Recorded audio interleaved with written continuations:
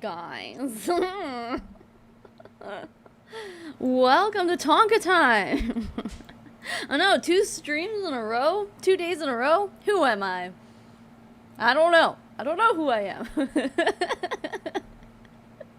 am. Dude, I made myself a pina colada in a Hatch House of Go-Go cup, of course. Rep that Las Vegas, baby.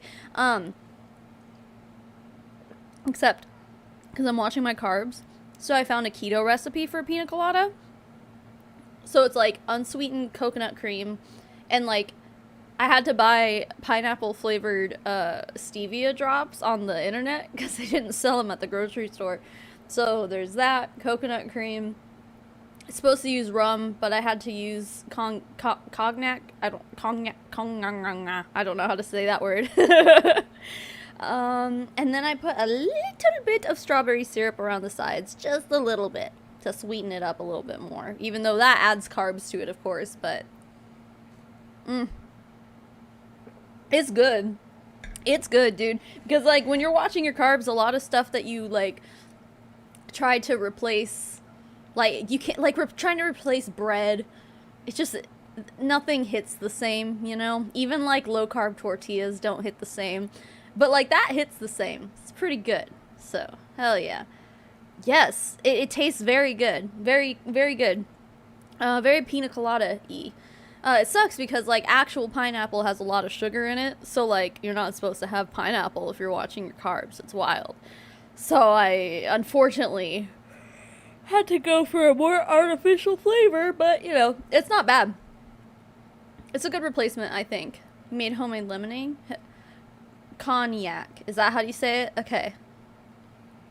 I just ordered 7 sugar-free coffee syrups. There you go. That's what's up. Yes. Okay. Well, I'm playing Tears of the Kingdom. I think my husband and my daughter are downstairs playing that right now, too. I'm so sad I didn't realize till after I bought and tried them that the Simply Spiked Peach Seltzers have stevia in them, so I can't drink it because stevia tastes so foul to me for some reason. Oh, I did put stevia in my drink too, like regular stevia alongside the pineapple stevia. I know what you mean though. Like stevia, like if it's just a little bit, I think it's fine. But like too much of it, or if you like try to put it directly on your tongue or something, expecting it to taste like sugar, it does not taste like sugar. You have pineapples growing in your yard? That sounds magical.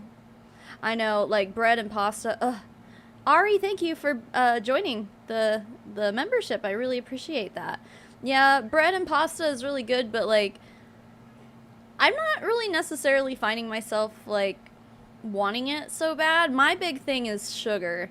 Like I love sugar, you know. Like bread, because like I've been into lettuce wraps and stuff. Like those are good, but like it's just not the same. Anyway, welcome guys. Are you ready to get back to this? Now I was just skipping through to find where we were, and I think I find nope, this way. I think I found where we left off yesterday, but I skipped a little bit forward on accident, and I heard her say the S word that has to do with unaliving yourself. So within the first few seconds here, she's gonna, so trigger warning for that. I can actually give you a trigger warning this time because I heard it come out of her mouth. I had to rewind like 30 seconds. So yeah, she's gonna trauma dump and talk about unaliving and stuff. So if that bothers you, I can only imagine that it's probably gonna be a quick mention. I don't think she'll dwell on it considering the topic of the conversation, because this is like still that Q&A that we left off on yesterday. Still though, if that is something that triggers you, feel free to click off for a few minutes. But yep, trauma dumping. Time for more trauma dump. That's exactly what it is. Kelly Culpepper, you left paparazzi? Wait, talk to you about my anti-MLM since I walked away from paparazzi. I was on tea time. That's legit. I love that. Feel free to send me a message on IG. I try to keep up with those. All right, well, let's see. Let's see what we're in for today. Like in this weekend, you were like, I gotta I gotta get my also make sure you that, like right? the stream, I gotta get please. my stuff together. Well, and thank you, remember Kelly, being so for scared to tell people super about chat. what happened to me, and the most pivotal moment I remember having was finally deciding to share that story, to be authentic in that story, and doing it scared. And it was the very first time I ever told anybody publicly what had happened to me. Thanks and again. I remember I got a message from a woman that had never liked or commented on any of my posts, videos, nothing. I had no idea who this woman was. And she messaged me and she said, "Thank you for sharing your story. I was thinking about committing suicide. Oh, wow. And the fact that you were brave enough to say it out loud, and I can see that you have overcome what happened to you, made me decide that I wanted to live." Wow. And so the biggest thing that I can say to all of you, and I'm sure you've gotten this all weekend, is just remember, like, who out there needs just you? That woman, I didn't know her. That day. So you don't know this woman and you're just gonna blast her shit all over? I mean, I guess you didn't say her name, so I guess that's great. It sounds like the Illuminati situation where she just, like, outed her friend for being in that unaliving mindset. And it's really not, it's not going over well with the internet. Yeah. This girl's just, like, admitting that she's just, like, doing the same thing. She's just like, yeah, someone messaged me. I don't know who they were. Never talked to them in my life, but they said that they trauma dumped on me, and now I'm going to tell you what their trauma was. Wow, I'm glad you're so trustworthy. Like, that's, yeah, thanks for keeping that between each other. It's not like that's an issue or anything, that you're just, like, out here fucking telling other people's trauma. It's so messed up. And I don't remember if this chick, did she mention it in the last one, at the end of the stream yesterday? Whatever her trauma was, like what her story was. Did she mention it? Because I don't even remember at this point. Like, holy moly. Anyway. If I didn't do it, But she'll never forget you. who wouldn't? I wouldn't have known what happened. But yes, that is the power right there of being authentic and living in the things that you have been through to go out and impact other people. And the more you do that, the more you'll grow this massive following of people that will just surround you and love you and want to be with you. You can, first of all, that's parasocial as fuck. But second of all, you can't promise people that they're going to build a following. But just by telling your story, you're going to build a huge following? No. Hey, no. Like, listen, every single person in the entire world has a story, right? But somehow, not every single person in the entire world has a giant following. It's almost like some people are better storytellers than others. Some people have a more convicted... What? They speak with more conviction so that, like, you're more likely, I don't know, you like, listen to them more. I don't know, like, it's easier to listen to them because of the way they speak and stuff, like, or maybe their story is just more engaging than others. Like, yeah, you can't just tell people, hey, go throw your trauma all over the internet and you'll grow an audience. That's actually, like, really bad advice. So, like, maybe don't do that. And be on your team and be in your presence. Pokemon Go went great yesterday, thank showing you. up so authentically. Thank you for asking. Who you are. Through your stories. Yes.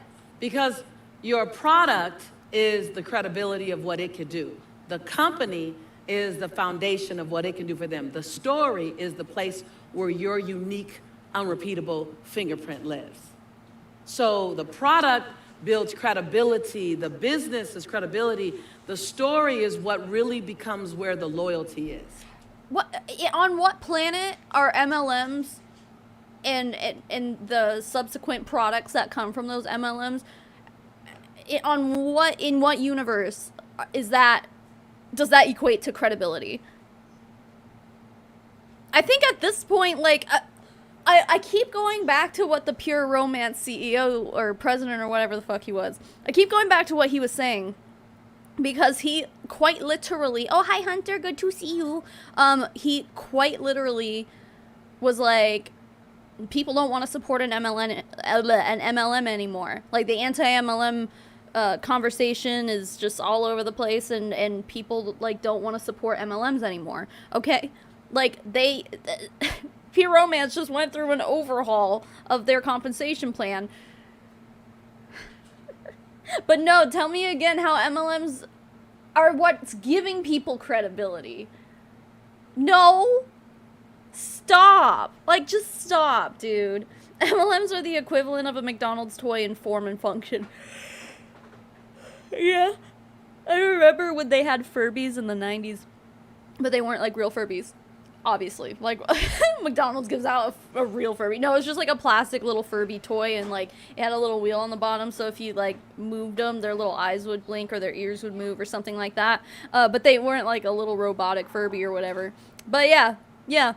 MLMs are kind of like the McDonald's Furbies instead of the real Furbies, you know what I mean?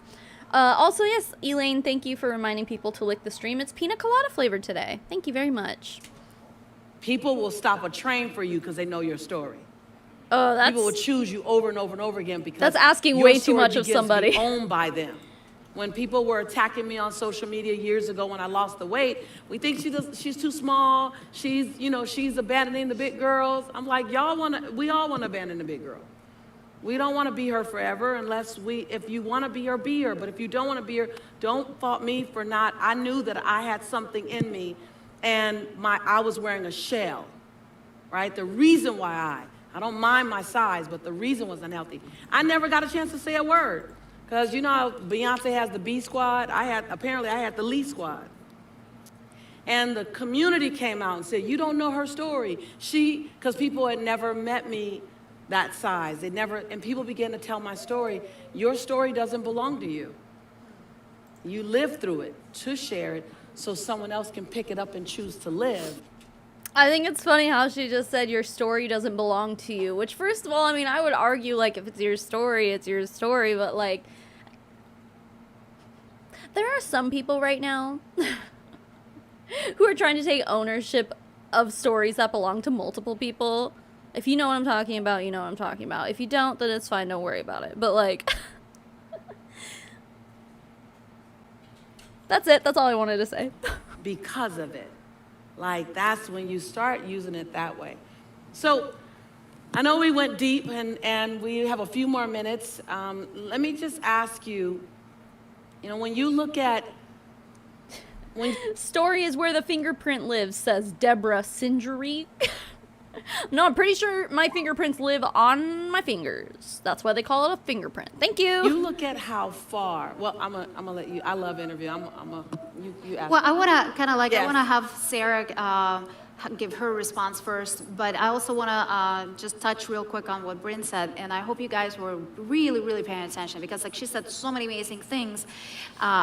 Being able to laugh at yourself, it's such a powerful tool. Being able to laugh at yourself, yeah, sure, in certain situations, but not when, like, they're seriously up here telling people to trauma dump on everybody to get them to like them, literally. Like, literally, she said, you will build a huge following. Wow. You'll build a huge following if you go and tell your story and all this, whatever the fuck. And now she's like, you need to laugh at yourself.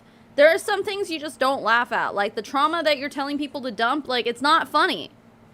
You cannot imagine. That's what's going to liberate you from the opinion of others, from the naysayers, from people who are laughing at you, whatever. Being able to say, it's like, yeah, I don't know all the answers. Yeah, I love to... The antidote to shame is laughter, is what someone just put. I can think of a lot of things, that people should be ashamed of, that when you laugh at it, like, maybe that's a coping mechanism for you, but it makes you look like even more of a douchebag. You know what I mean? I've been watching too much, Chris Hansen has a new, predator investigation, I guess. And I guess I'm just like on that kick these days. But it's like when they sit there and like they're confronted with like all this horrible stuff that they were saying to someone they thought was underage.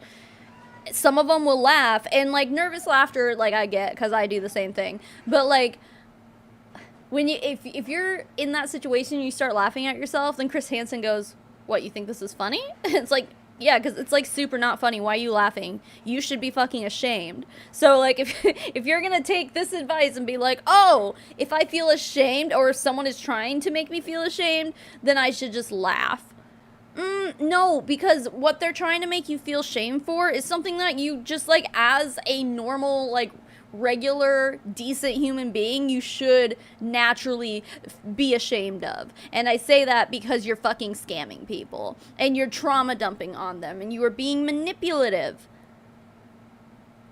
For shame. You should be ashamed. Go ahead and laugh. Go ahead and laugh. Like, imagine someone coming up to you and being like, wow, you make your money by scamming people? You make your money by trauma dumping on people and trying to get sympathy and pity out of them? And then they just laugh at you. Like, and you're just like, your response, if that's you, they're saying that to you, your response is just to be like, idiot.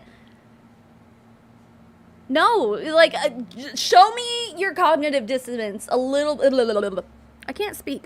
Show me your cognitive dissonance a little harder. Because I don't know, I'm not getting it. I'm not quite getting it. Be the dumbest person in the room. Why?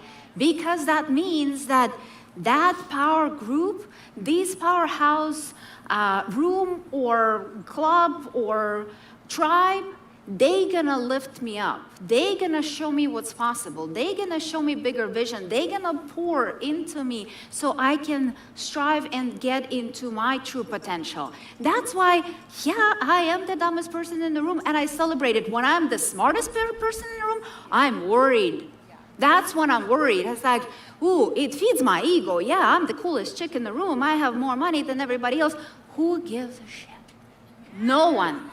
No one, because there is no room for growth when you're the smartest one, because like, I find it interesting, and again, like, I guess this isn't really a surprising coming from Marina Wari, but because, like, all she ever talks about is money. Like, when she was talking about, she was doing her little monologue thing on the stage, she was talking about how everything was worth it for my husband and I's beautiful house and our private jet. So I guess I'm not really, like, surprised. But she was literally talking about, like, intelligence just now, being the smartest person in the room. And then she, like, equated that to, yeah, I have more money than everyone. There are a lot of stupid people, a lot of unintelligent people who have way too much money. I think that's very obvious. Like, the amount of money you have is not equal to the brains, you know? What are you trying to say, Marina? Again, I think she's just, you know, every good quality that a person can have is reflective of how much money they have. No, Marina, no, stop. Guess what? When you're the smartest one, it feeds your ego, but that's that group, that average, Thank you, Harper. Pull you down. And eventually, Hi. there is no future for you, because eventually you're gonna dim yourself down. You're gonna dilute every amazing power that you have inside of you. So being able to laugh and make mistakes and do crazy shit like this, that's what's gonna help people to be able to relate to you and forgive themselves. Forgive themselves for what they're not able to do because they're still afraid. But you leading the path, that's what shows them what's possible. Thank you. You were going to ask Sarah? I mean, sure, like, having somebody who is successful in an MLM as your upline, you are literally showing them what is possible, considering, like, as long as you're telling the truth, right? Because we know so many of these uplines get up there and they're just like, oh yeah, I'm super rich, and then they, like, aren't at all. They're, like, faking it really hard. But, like, yeah, sure, okay, making money in a network marketing business is possible. But the probability of you doing so is basically nothing. So, yeah, great job. Okay. So, Sarah, what? Unrealistic expectations. So my question was, I don't know. I'm over You here. kind of like you asked too, because on one side you were talking about when you were able to tell your story. The other question, what are you still learning? So I'll let you choose which one you So want to either answer. one, like when you tell your story, what part are you still learning and what you can share or how you can share. I love watching leaders when they share what they're still studying, what they're still learning. So when it comes to sharing you. She's frozen. Oh I shit. haven't Okay, put wait, all my hold chips on. in yet. So that's what I've learned over the last day and a half. I mean, big time. Hell yeah. Now we can switch back to this one. Yay! Now we can see more. I think too, for me, I think I never really had that like rags to riches story, right? Super dramatic story. I don't know if any of you guys can relate. And you hear a lot of these stories and they're amazing. And I'm like, my story's pretty boring. You know what I mean? Like I was a nanny. I don't come from, you know, a background where there was just, you know, traumatic stuff that happened. And so I thought for a long time, like my story doesn't really matter. Like why are people even going to want to hear what I say? Like what's the message? Like what are they actually going to really get out of it?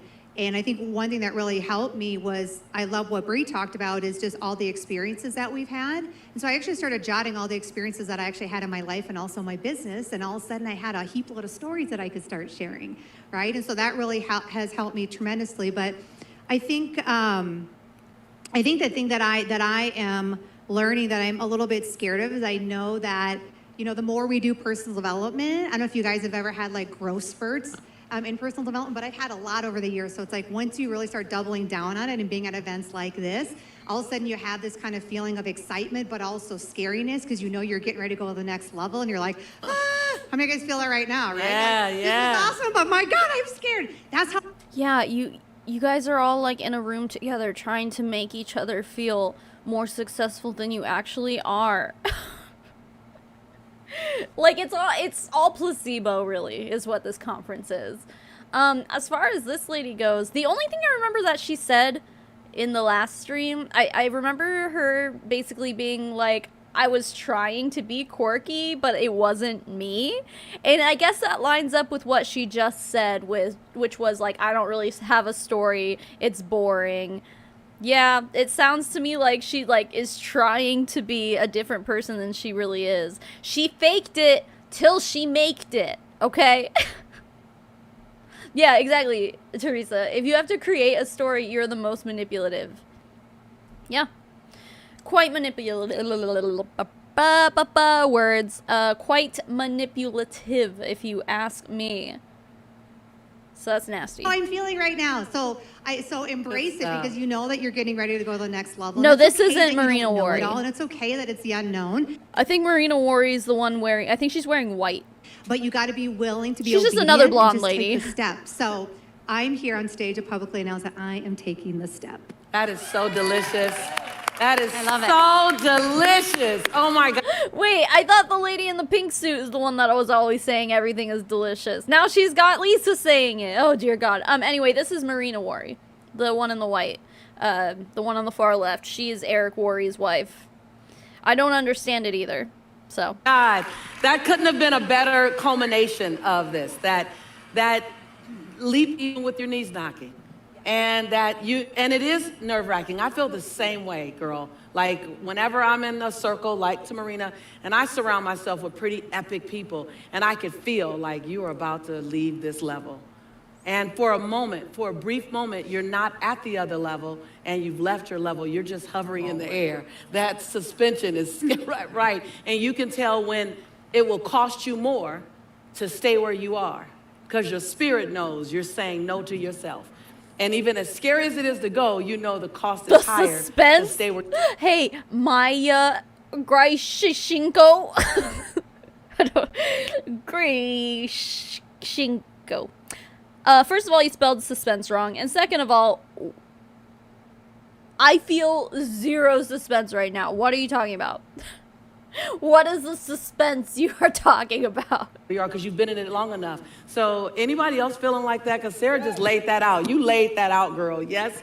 Yes. And remember, yes. Lisa, when you and I started working and you started coaching me, you Goosebumps! would ask me, it's like, oh, how are you feeling? I was like, oh, I'm stressed. I'm scared because I'm growing. You can physically, I'm not kidding, you can physically feel when you're growing. It's just such an exciting feeling. And Lisa has a beautiful word for it. It's called terracited. I'm excited and I'm terrified because I'm so excited because of this growth, but at the same time I'm worried, I'm stressed, I'm terrified. So that's why every time Lisa's like, so how are you doing? I was like, I'm terracited. And I gotta say, I didn't create the word. It was created by one of my students on my campus, Dr. Delicia. She was like, yeah, I'm terracited. And so we all adopted it. We love it. We all use it. And it's true. And you get to be both. You get to live in your duality. Be nervous and excited. Be anxious and ready. Be at peace and wondering. And we get to live in our duality. And one of the things that we do as leaders is we stop allowing ourselves to publicly live in our duality. I think one of the most beautiful things I could do for myself is Quinlan, when that's knew what I my always say husband too.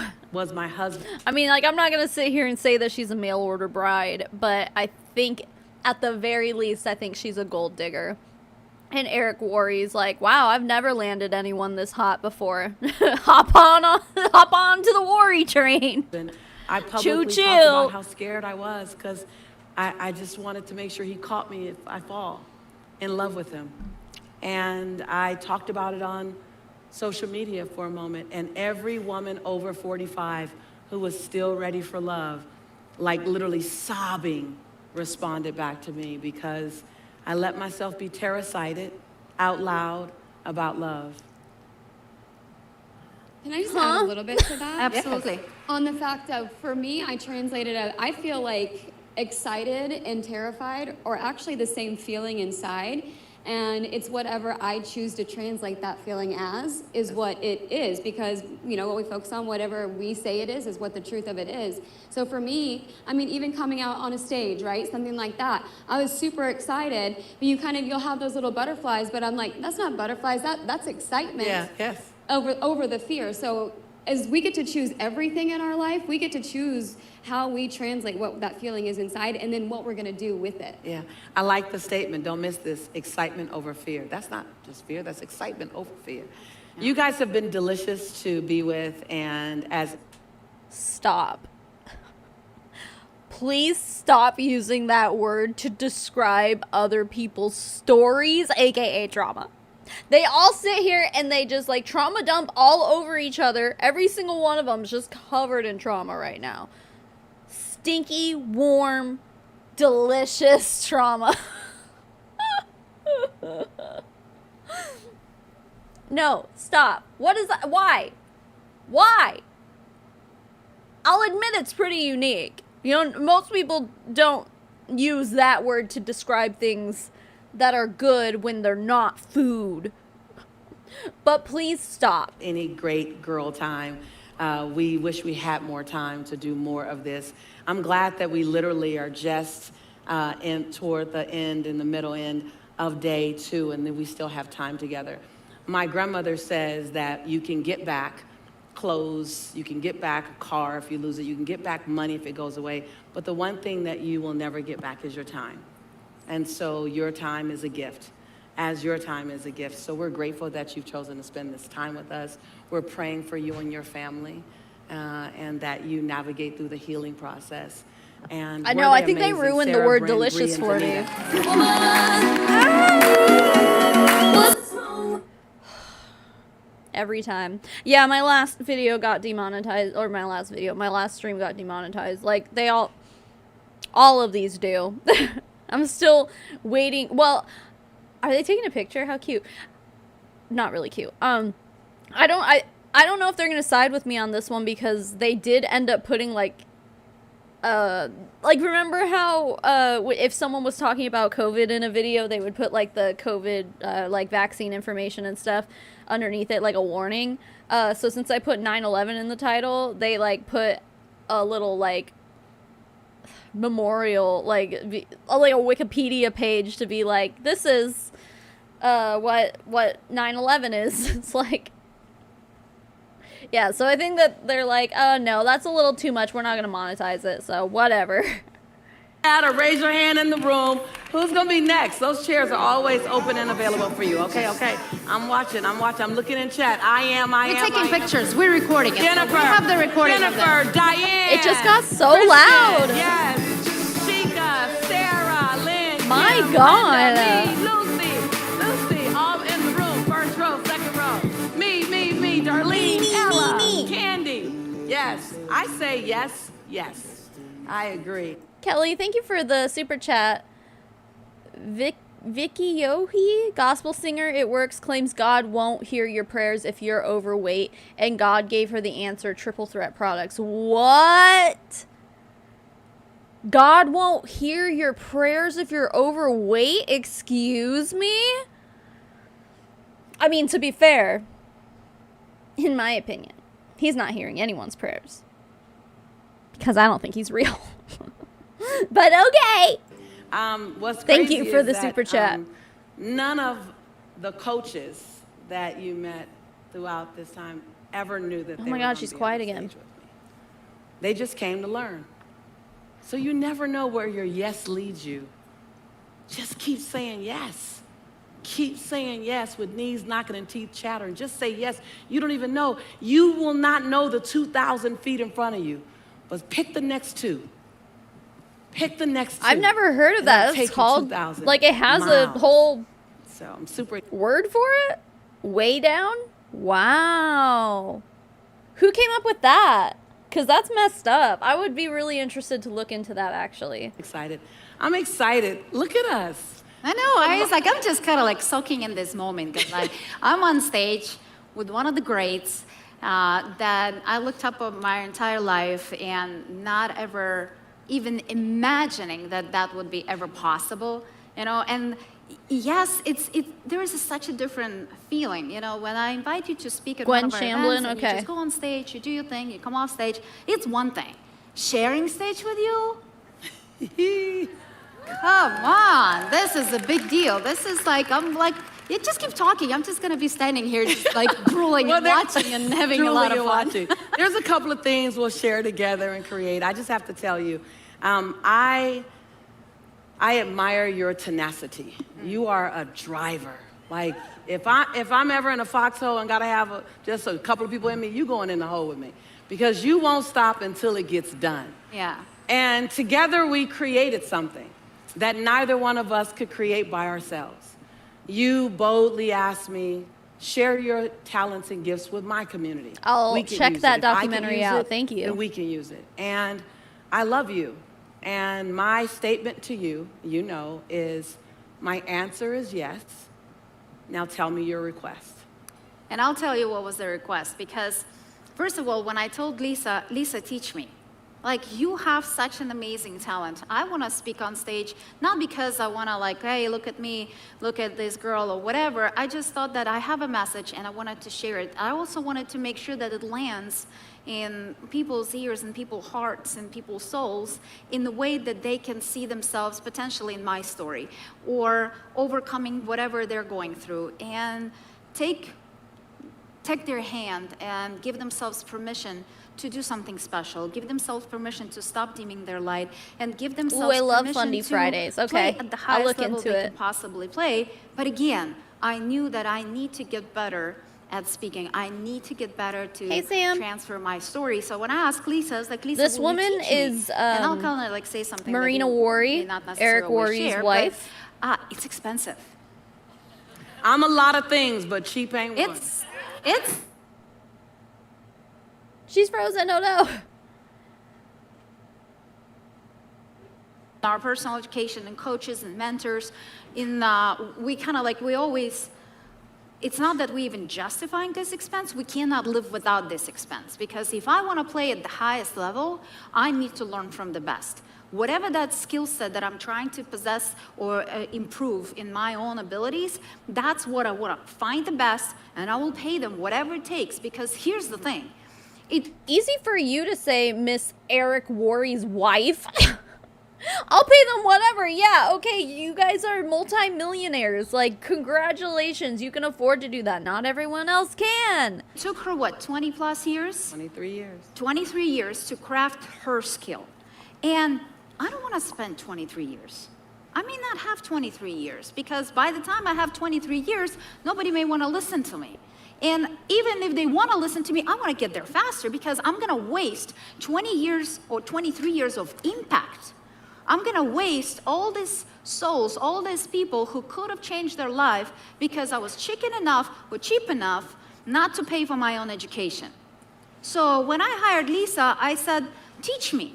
But then I realized, like, okay, I don't want to stop there because that's selfish. Yes, I'm going to learn the skills. I'm going to continue to practice. It's just so stupid because this woman, Marina Wari, did not need any skills. She literally is a professional trophy wife.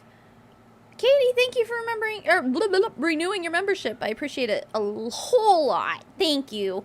Yeah, no, Marina Wari, I think I was reading, like, I looked up what her net worth is or whatever, and I don't know how accurate it is, but it said that Marina Wari herself, at this moment, or at least within the past few years, as Eric Worre's wife, is making about $300,000 a year herself, which is great for most average people. But her husband, Eric, is out here probably making millions of dollars a month, if I had to guess.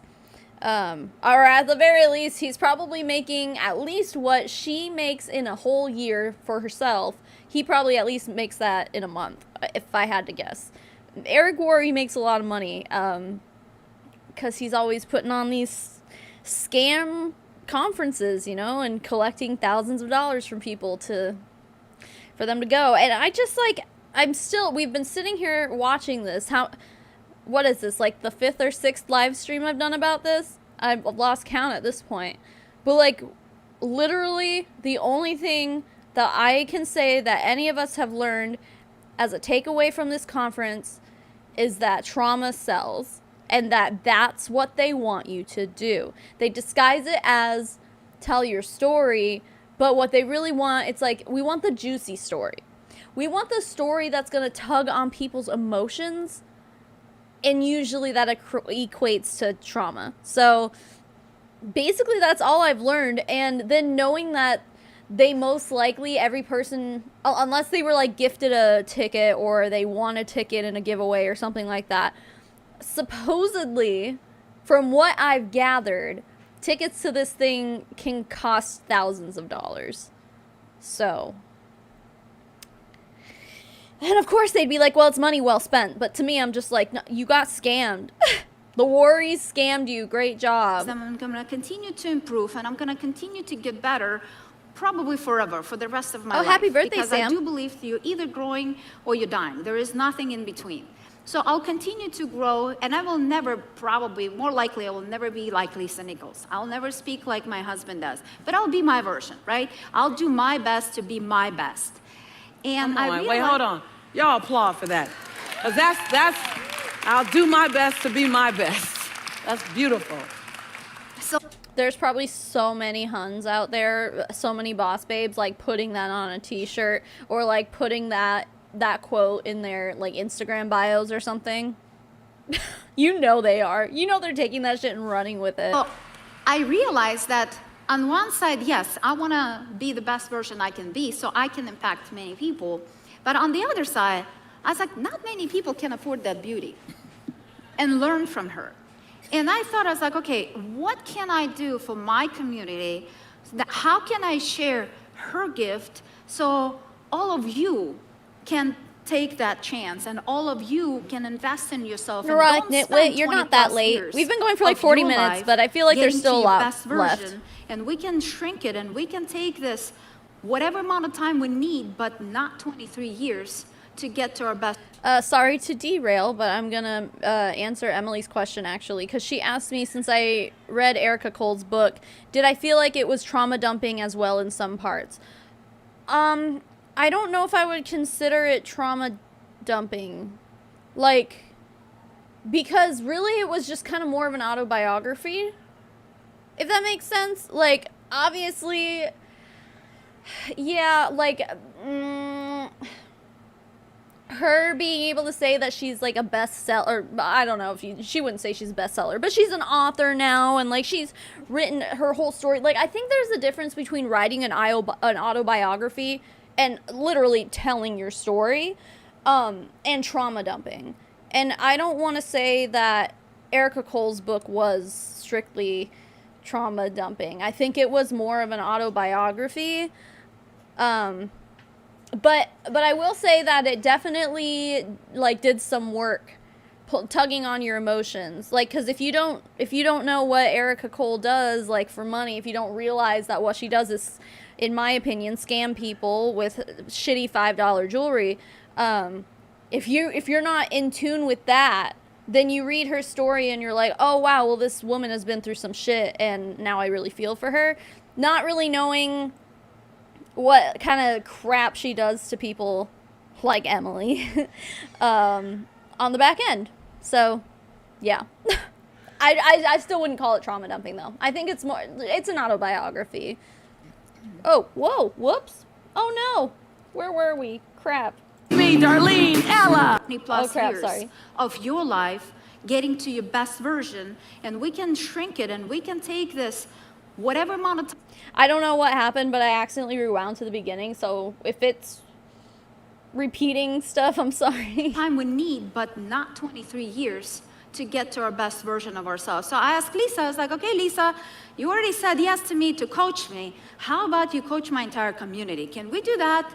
And she said yes before she heard the question. I did. So Lisa, share with everybody what we decided, how we're gonna do it. So I gave you an idea of what's possible. I can't judge her for Botox. I really want Botox. So I want to But go I'm too to the broke. next level with you and spend more time focusing on it, and it's powerful being. So can I show the last slide first?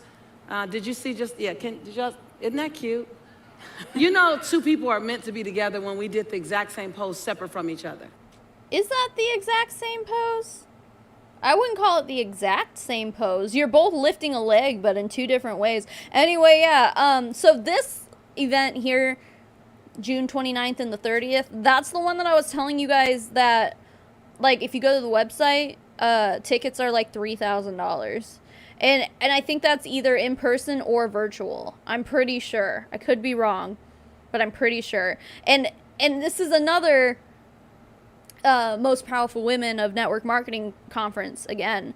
So that's why I'm like, did all of these people spend thousands of dollars to be here? You know? Anyway, yeah. Oh, Alexis. Congratulations on the pregnancy, but god damn, I really, really wish I could afford Botox because these forehead wrinkles are out of control. Like, just meant. Like, we're just meant to be together. So June 29th and 30th, Pop-Tart is the it's only going cat to who's be not up here. virtual. We have itty bitty big fat kitties under there, and Pippi is sleeping. Well, she's laying down now on the desk at my husband's computer. As well as live. Don't know where in the Pop-Tart studio. is. So you can come virtually from the comfort of your own home. And as a result, you'll leave with the visibility that Danita talked about, just more comfort. Yeah, I don't know, Every Lauren. time we do something, you'll have more comfort in the visibility. I'll pull up the Even if website, you're very though. visible now, you'll have I'll more show you comfort guys. and you'll push a little further because it's more exciting. You have the structure, ownership, confidence, and excitement. That's what you go with. So it's 2 transformative days. Imagine if we just, for 2 days, we're working hands-on, interactive with one another. We're going in and out of the process. And literally, it's about expanding your brand. Expanding your brand. Your voice is the microphone that expands your brand. And the way that comes... Okay, real quick. Yeah, here's the website. So, I mean, this one's called Impact, so maybe it's a different one, all right? I can't imagine that it's much different than this, though, right? Anyway, scroll down a bit. And by a bit, I mean a lot. Just $3,000 today. Event special total value, $12,497. plus even more than that. Ugh. But hey, you get it for a deal for $3,000. First 300 people can attend live in person. So yeah, this is for either virtual or in person. Only the first 300 people get to go in person, which is wild. Add a spouse or partner, discounted for 50%, but you must provide evidence of your qualifying relationship. And I think that this is, we were joking about it because it's like, well, if you're not married, but they're just like your partner, then how do you show proof of that relationship? And I remember someone in the chat was like, I don't know, you send them a picture of you in bed with the, like, what is it, you know?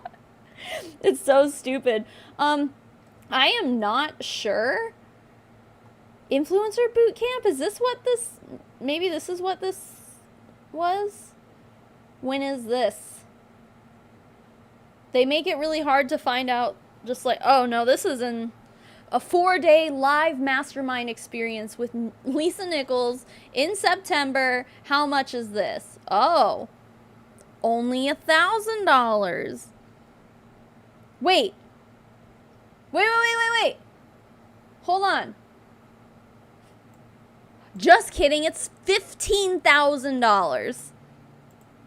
Just $1,000 today, and then 4 payments of $4,000. 1 payment every 30 days to go to Lisa Nichols' mastermind. Oh my God. Wow. Freaking wow. Unbelievable. I wanted to know, wait, replay is, maybe this is what? No, this is 2022. So you can buy, is this what we're watching right now? The replay? You can spend $100 for this? Like, what the fuck? I'm assuming that this is what they're talking about. Anyway, I want to know what this one was, though. The one that we're watching. Like, how much did it cost for these people to go? This is a private group? That's weird. Huh. But, hey. Did Eric Worre post this on his Facebook? Okay, that makes me feel better about sharing it. Like, damn. That's 2022. What is it? Okay, well, I just want to know how much this shit costs. Workshops, blah, blah, blah, value $1,000 plus on all of these. I think this was from last year, but I just want to know how much it costs. $1,000 deposit, and then 4 monthly payments of $700. Yeah, no, like, this is not justifiable at all. None of this. I don't understand. For free, you can get the event replay for everybody. Wait, really? What happens if I click it? So, like, why would you spend thousands of dollars to go to this when you can just come back later and watch it for free? I'm trying to click claim my spot so I can watch it for free, but it's not doing anything. It's broken. Anyway, yeah, I just wanted to make that very clear. These conferences cost thousands of dollars to attend, not only in person but also virtual. The replay is free, but, like, that was for last year, though. But also, at the same time, like, I would feel really shitty if I spent $3,000 going, like, buying a ticket to attend this conference, only for them to come back and be like, oh, now you can watch the replay for free! Woo! Yeah. Yeah, it is wild to me that people keep paying for them. Especially if they're just going to release it for free. Like, what? What the hell? Anyway. Oop. And there we go. And the way your income is increased is you're just invited back to more. You're invited to do more. People want to listen to you more. When you're eloquent in your words and your words sound so what like she's a advertising symphony, right now people just want to is hear their and they want to keep coming back. $4,000 So the glue impact is your conference. language. And so that's how we will expand you, and you'll instantly strengthen your speaking techniques. You're not going to speak stronger 3 weeks after. You're not going to speak stronger 3 months after. Literally before you leave.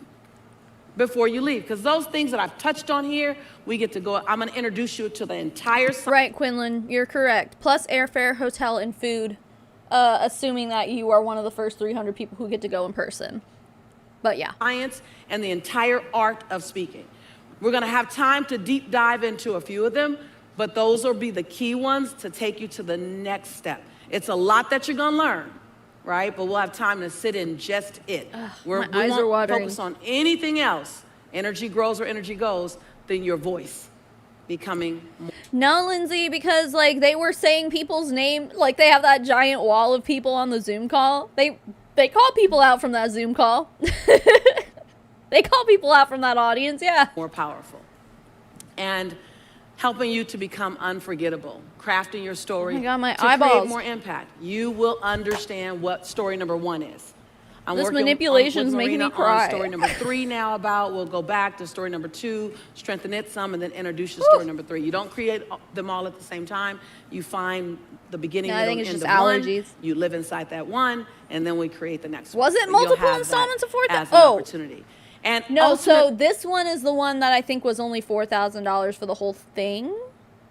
Maybe not. I'll have to go back and look. No, the multiple installments that we were just looking at is a different it was like an influencer mastermind 4 days with Lisa Nichols, and that was like $15,000 altogether. It was like 4 payments of $4,000 plus other shit. it will create more confidence. Oh, it's Even wild. if you have a lot of confidence now, you have no idea what you'll have with these superpowers. It just all gets stronger. It all, literally, there's no stutter. Quinlan, speaking from someone who goes to Vegas quite often, and I do need to go again. I need to go to Hash House a Go-Go with Aaron B. I need to go again. But anyway, no, actually, you can stay on the Strip in Vegas for pretty cheap. I don't know exactly. I think maybe it was you who posted in my Discord where Lawari Studios is. I don't know how close it is to the Strip. There are plenty of hotels off the Strip that are probably cheaper, but honestly, and maybe it's just because I gamble a lot when I go to Vegas, but like every time I decide I want to go, like I log in with I usually go to the MGM hotels because I play that My Vegas game on my phone, so I can get comped rooms through the My Vegas app, but in general, like if I just go on my MGM account and like go, I want to go to Vegas, they comp me rooms like all the time, but they did. Oh, see, this is the thing. And Vegas, god damn it, they tack on a resort fee every single night, and it used to be like every hotel I'd ever stay at was $35. They all raised it to $45 a night. So that's like the minimum. Like even if they comp you a room, you're still paying $45, which honestly is not that bad. Like if you get a comped room and then only have to pay $45 for the resort fee on the Vegas Strip, that's pretty damn good. But like depending on when you go, I mean there are days when I can get a room like at Excalibur or New York for like $20 a night, and then plus the 45 on top. But even then it's still not that bad.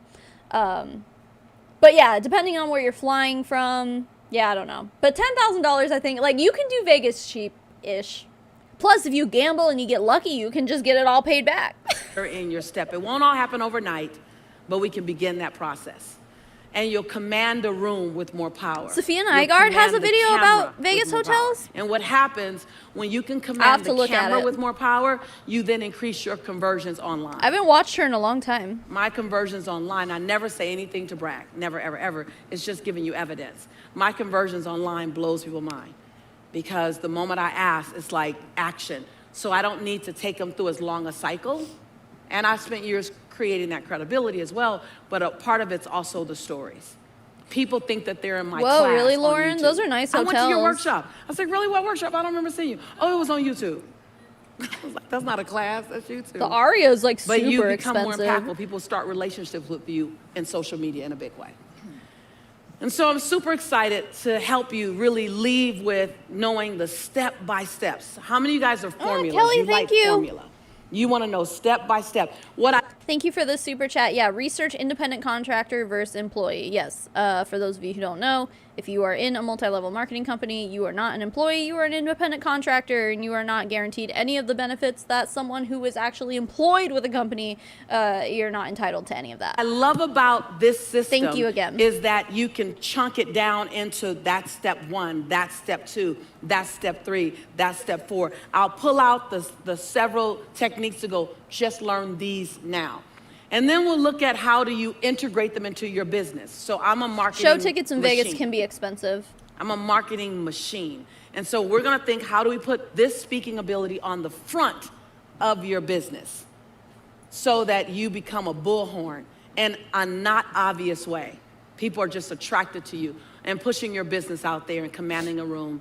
And it The Mirage creates is pretty cool, I demand. think. I wanna help you. The Mirage has like a really pretty like indoor botanical garden kind of thing. Neurotic Nitwick, thank you for the super chat. Okay, off topic, and my ADHD is kicking in, but are we gonna get custom Pop-Tart stickers? Is that something I can do? I have to look in. I don't know how to do that, but yeah, absolutely. If I can figure out how to do that, yeah. I didn't really know that was a thing that I could do. But I mean, making the little the Pop-Tart badges was is easy enough. So I could probably, if I can figure out what the sticker situation is, I don't know how to do that, but I'm sure it's easy. You guys are worth it, so yeah. Not have I'll to look into it. go and demand attention. I want you to command attention. Very different. Very different. If you decide you want to be a guest speaker at an event, I want every one event to invite you back to 3. Like that's what happened with Tanya and many others, Danita. Like it just happens and they don't even quite know what's happening. That's why it's your superpower. I'm going to teach you the superpowers. People say, I don't know what it is, but we want more of that. Okay, but you'll know what it is. It's the science. Yeah, the flamingo's and the usually art pretty of cheap. speaking. That's what it is. You'll be very intentional. And then put you in the space where you're rubbing elbows with some really powerful people like this room, like inside your breakout rooms, meeting the right people. You have time to deep dive a little more. What I love about my trainings is that we treat it like content, school, and tribe. So content, school, and tribe. So you'll rub elbows and create accountability communities with people who... Did she say content, school, and tribe? I mean, she uses the word tribe all the time, but like what? What does that mean? may not be in your business, but they're running in your same direction, and they'll help keep you running. And the ultimate goal is that you're gonna grow, learn, Sorry, guys, and my celebrate eyes like are never watering. before. I don't know Like why. you're having 7 sessions with me over the 3 days that I'm here. And the next training will be all of the techniques. So I can go deeper. We'll do a lot of the work around the emotions and the mindset, and then we'll go right into the speaking as well. Now, the tickets include the 2 days, live interactive, virtual, and in the room that helps you build. That's the 29th and the 30th of June. Whatever you're doing, shift it, tell them I got somewhere to be. And that value is what you see, $49.97, just the 2 days intensive with Angel, me thanks as for your joining. lead trainer. And the second thing that... Okay, but she said the value was $5,000. So is she gonna like come out here and be like, is she gonna give us an actual price? I mean, you can go online and look at it. We just did, but like, she's really pushing this pretty hard right now to the people who are listening. So I wonder if she'll be like, yeah, it's a $5,000 value, and all you have to do is pay $4,000 or whatever it is. It includes is you don't just get me. So can we bring the team? So you get my coaches as well. You get the coaches. Can we bring them to the screen? You get the coaches. They're going to be present. And this is a can we have oh, there they are on live. You can take my slide off if you can, or grow that. So you see them over in the corner. They want to be there for you guys. And you're at a unique time in our journey. For the last 4 years, I've been teaching people, and it was just me. Then I had enough students come through the techniques and really build their brands and really build their income and really build their business. And now they turn around and they coach other students. So you're at a unique place. I really want you to get this, that now the numbers are multiplied in the room. So now when you're going into the breakout room, Oh no, she's frozen again. Why are these people still on the screen? They're not doing anything. They're sitting there like the fucking Brady Bunch, just like. Right? And so there's this beautiful compressed energy that happens inside this. So the coaches are ready for you from all over the world. And so thank you guys so much. So you have the coaches.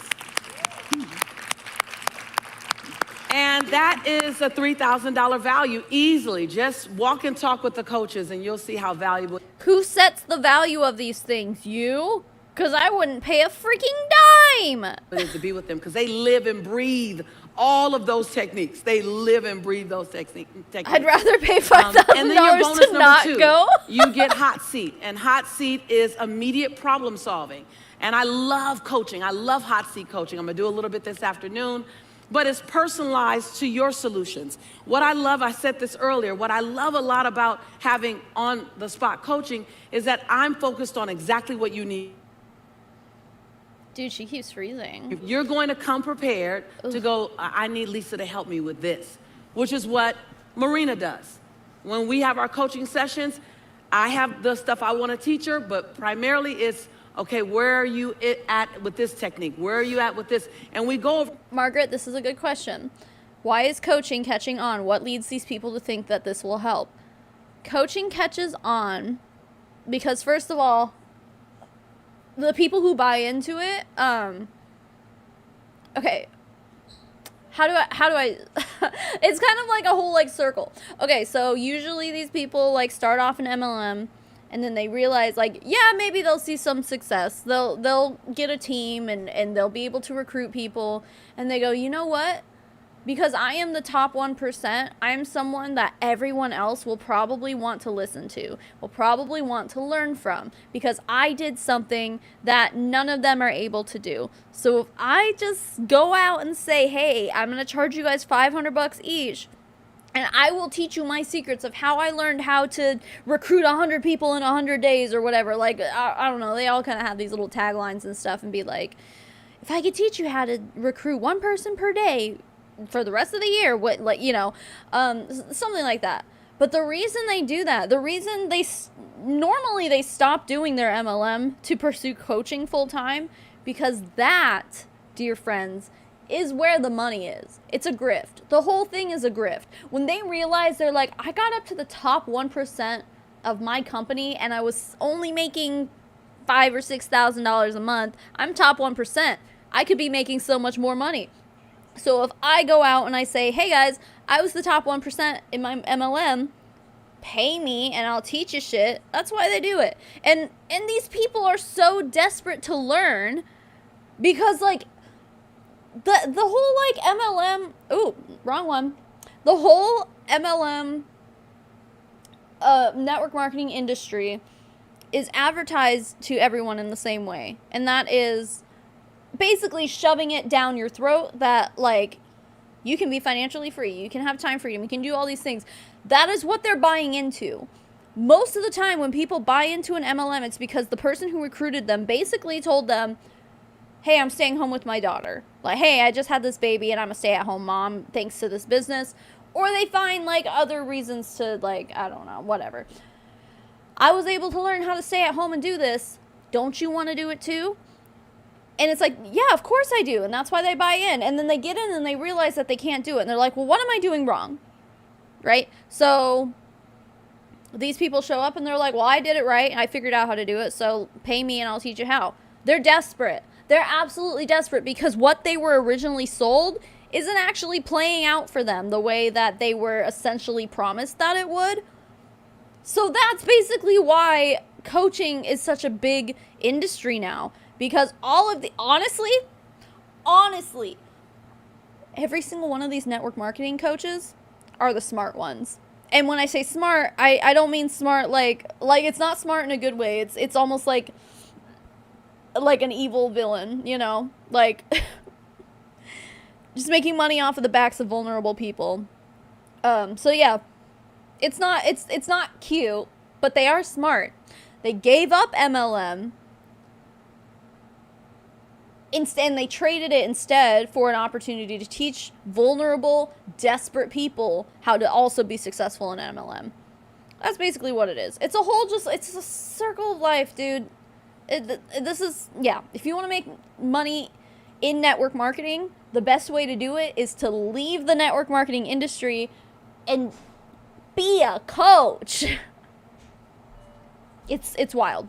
It's absolutely wild. Things. Sometimes it's all speaking, sometimes it's personal. She, with all due respect, has invested a lot to just get me on her agenda and her agenda only. Well, there's a couple of times inside this 2-day where I'm on your agenda and your agenda only. But you got to come ready. So when we leave here, and after you've already registered, go, when I get my time with her, this is what I want to know. And in some cases, when I'm coaching you, if it feels better for me to have you model something, and then I model back for you, and my coaches will tell you, anytime you get hot seat coaching with me, turn your recorder on your phone. Yes, as DC says, it is That's all like twisty. the thing. All Turn of it on is so you twisty. have it, and you leave what she's on, right? It's a must. It helped me so much because, like, obviously every time when we're not in person, we're doing it over Zoom, and I still have, after having a Zoom recording. And the audacity for Marina Worry to pretend like she's some expert here. Like we were saying earlier, dude, she's a trophy wife. She's Eric Worry's wife. She doesn't make millions of dollars a year by herself. Her husband does, and she's just the trophy who sits beside him and I guess really makes money she makes a paycheck for being Eric Worry's wife, basically. People are paying her because she is his trophy wife. That's where that $300,000 a month, or $300,000 a year paycheck for her personally comes in. So, like, the audacity for her to just try to be like, yeah, I can teach you how to be successful. It's like, ma'am, how to be successful in network marketing. Marry a successful network marketing coach. There you go. There you go. That's it. These people, I swear to God. I'm still turning on my phone because it's a little faster for me to access. I was like, wait a minute, what was the part that she was talking about? What was that strategy? How am I doing this? Yeah, How am I Kelly, doing that? you should absolutely and watch honestly, guys, because Not as the you Good know, Girl. I was preparing for this Josie, event. I she didn't does have much amazing time to content. practice my talk. I mean, Lisa and I talked about maybe one time about my first talk and one time about or maybe it was even in one time Not a lot of about time at all. Sorry, both I of can't them turn because this the rest up of any us is higher. our event. So I did not have much time to Yeah. practice and do anything, but just those nuggets, because I'm very structural, and for me, it's easy when she says to me, it's like, okay, we're doing this, we're doing this, we're doing this, we're doing this. Got it. Because once I learned some of the techniques, and I know how many. You're just welcome, 3 Margaret. Out of the 17? You may know 4.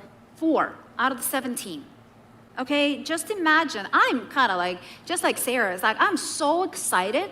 What is going to happen when I learn 17? Can you guys believe it? Like, I was like, I'm already pretty darn confident and kind of like feeling better knowing just 3 or 4. Yeah. Now Wait. imagine how much I can elevate my experience on stage if I do it all the different techniques and all the structure that it should be. Your confidence goes through the ceiling. Watching them, the way they get on camera and the way they walked on stage, I'm like, that person is almost unrecognizable, right, from when they started. So you'll get personalized coaching, and in some cases, I'll let you tell your story, and then I'll tell you back your story with all of the techniques added. That's priceless. If you can do that, you're a damn good listener. Like, I'll give it to Lisa Nichols. Honestly, she sits here and she's like, I'm worth $80 million. And quite frankly, I think she earned it. If she is able to listen to every single one of these people, be like, well, here's my trauma story, and then she can, like, repeat it back in a way that is more manipulative to the people who are going to hear it. Kudos, chick, because, like, all of us are sitting here, we hear one person's trauma dumping story, and we're just like, ah! But she does this as a job. All right, Lisa. All right. Well, if we have time. So this is worth $1,500, the hot seat. And then you have bonus number 3. And bonus number 3 is the ability to have curated breakout rooms and what happens in the breakout rooms. If you've had connection in the breakout rooms and in your groups, it's just going to go up 3x because I'll design it that way. I design all my trainings to build solid relationships. I design the training to build the connection. So The problem is that, like, she's like, oh, I designed this training, blah, blah, blah, blah. like, people are not learning anything from these trainings. Like, that's the thing. They think they are, though. That's the whole thing. There's so much manipulation going on Lisa's part and everyone else's part. There's so much manipulation that they feel like they're absolutely just, like, soaking it all in like a sponge. Look at Brenda up here. Is she sleeping? Is she meditating? We'll never know. But her eyes are closed. She's thinking deeply about it. She's manifesting. You can see it in her closed eyelids. They all believe that they are in the most amazing conference of their lives, and they're surrounded by all of these very smart individuals who are going to teach them the ropes to make them finally financially free. They are absolutely brainwashed into believing that that's what they're doing right now. And what is Lisa up here doing? She's like, yeah, like, you paid money to be at this conference, but imagine how much better it could be if you pay $4,000 to go to our Most Powerful Women of Network Marketing Impact course. Yeah, because I'm going to design it so that your confidence is like 3 times stronger than it was before. It's all manipulation. So, and then you will build relationships and connect to one-of-a-kind people and content. And here's the deal. What I know about this is when you have the right people in the right room all running in the same direction, magic happens. There's a space for 300 people live in the room, and that's an immersive experience. If you are here in the virtual community, you're welcome to come. I do all of my trainings hybrid, so I'm very comfortable doing hybrid trainings. So learn from the comfort of your own home. And there are spaces for the first 300, no additional fee, same commitment. It's just 300 spaces for the first 300 people to choose to attend live. So there's no difference in the investment. You just can decide how you want to consume the content. Does that make sense? Okay, but like, if you were given the chance to either be there I mean, I understand like you have to spend more money to get there, but like if you're gonna spend that much money on a ticket to this thing, why wouldn't you double down and just like show up, right? Like, come on. Is today better or worse than 9/11? So far, no one has used a national tragedy to recruit people into their MLM, but you know, it could always happen. I will say that in the first 30 seconds of, well, maybe the first like 2 minutes of what we watched today, they already did some trauma dumping. And within the first like 1 to 2 minutes, I'm not even kidding. So, yeah. So it's still pretty bad. And we all know the difference in being live in the room is everything. It's everything. And so I just want to show you all of them. You look at the impact, 2 days, that's the value. That's what you want to invest in, is what happens when I look at all those formulas and I put them together. What but who puts the value? And then how do I get value from the coaches? This is not an industry that is like regulated where like the value is generally set, and like everyone in the network marketing coaching industry has to adhere to these values. They're making this shit up. None of this is real. Using the coaches at every single corner that you can. And the hot seat. Hot seat is sometimes the highlight of someone's entire weekend, is what they got on their hot seat because they got unstuck. And then curated breakout rooms and curated what you do in your, to be in the room where it happens, the room where it happens. It's when you're trying it on. Because if you're in the virtual, you can't be Alexander Hamilton. If you're going to be Alexander Hamilton, you have to be in the room where it happens. You're going to have coaches. So otherwise, you're Aaron Burr. No one wants to be Aaron Burr. And you're going to have your coaches while working with you. Yes, it's super, super powerful. And then you can attend in person if you want. So the whole value of the entire event is $12,497. I want you to hear from a couple of our coaches, because they weren't always coaches. They were students. I like how like she took the moment. Hamilton is too pure for this. Agreed. I like how she took the opportunity. She's like, this is all valuable. Event bonus number 3, curated breakout rooms, priceless. You could put a value on everything else. Why don't you put a value on that, Lisa? And they still are students. And I don't have a sales team on my staff. It's an escape room. Our students turn around and grab other students. So you're hearing from people who invested many of them more than what this investment will be, because they want to help you and hold your hand across the production line as well. So let's hear from Star. Can we hear from Star? You can take that slide down and we can, and you'll Hey recognize. everyone. Hi, Star. Hi, my Lisa. How are you? I'm wonderful, thank you, darling. That's so good. And Marina, it's so good to see you and just to see all of your faces, those that I can see online. You know, this is a full circle moment for me, Lisa. I would have been on your campus 5 years this year. And if any of you are familiar with the story of the Chinese bamboo, you can water something for 5 years, the Chinese bamboo. And in the 5th year, it shoots up 10,000 feet in a day. And it just continues to grow. 10,000? I don't think bamboo grows 10,000 feet in one day. Or in any day. Like, how... 10,000 feet? Isn't that like 2 miles? This bamboo's just like 2 miles into the sky, dude. You can't even see the top of it. Like, whoa! I don't know, man. And Lisa, I finally feel like the beginning of my bamboo season. When I met Lisa, I was already being dynamic. I was already a powerful woman. I was the host of the premier television show in the Bahamas, where I'm from, happily married to the guy that answered the phone call when I couldn't see and couldn't speak. And we just had a beautiful daughter. And I had started my business 2 years before, and it was okay. Life was good. But there was something on the inside of me that knew I needed more. I'd already had that experience of not being able to see and speak. And I wasn't blind to who I could be, but I just didn't know how to get there. And then divinely, God sent Lisa into my life. We did an event here in the Bahamas together. And I said to her, how do I become more like you? How do I let my light shine and share my story with the world? And she said, I'll take a boost to my train, come to my campus. I said, I'm coming. And then Tanita said, this is how much it costs. And then I said, ooh, am I really going to come?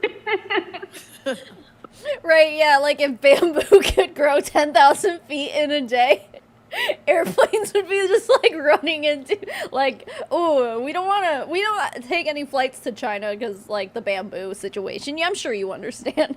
Unpredictable. It can grow 10,000 feet in one day. We don't really know what we're going to run into. Yeah, that's a good point. I'm pretty sure it doesn't grow 10,000 feet in one day. They'd tie prisoners over bamboo and it would grow through them. Ugh! Yeah, they probably would though. But you know what? I came home to my husband and I said, this is an opportunity of a lifetime. And he said, I agree. If you think that Lisa Nichols has what it takes to take you to the next level, go for it. And so I made the sacrifice because I was worth it. And I took the money from my business account and I invested in myself. And within 6 months, my team grew by 2/3. That team has continued to grow as they've grown on and expanded their own businesses. I went for the first time into 6 figures on my own because I didn't even know that I wanted to grow. Does that make sense? Like I was so limited in my mindset and what I thought was possible before I got on this campus that I didn't even know that I wanted more because I was afraid that I couldn't do it, you know, but this campus just opened my eyes to what is possible. One technique from this program, Me, We, You, took me from 6,000 Instagram followers to 11,000 Instagram followers in 6 months.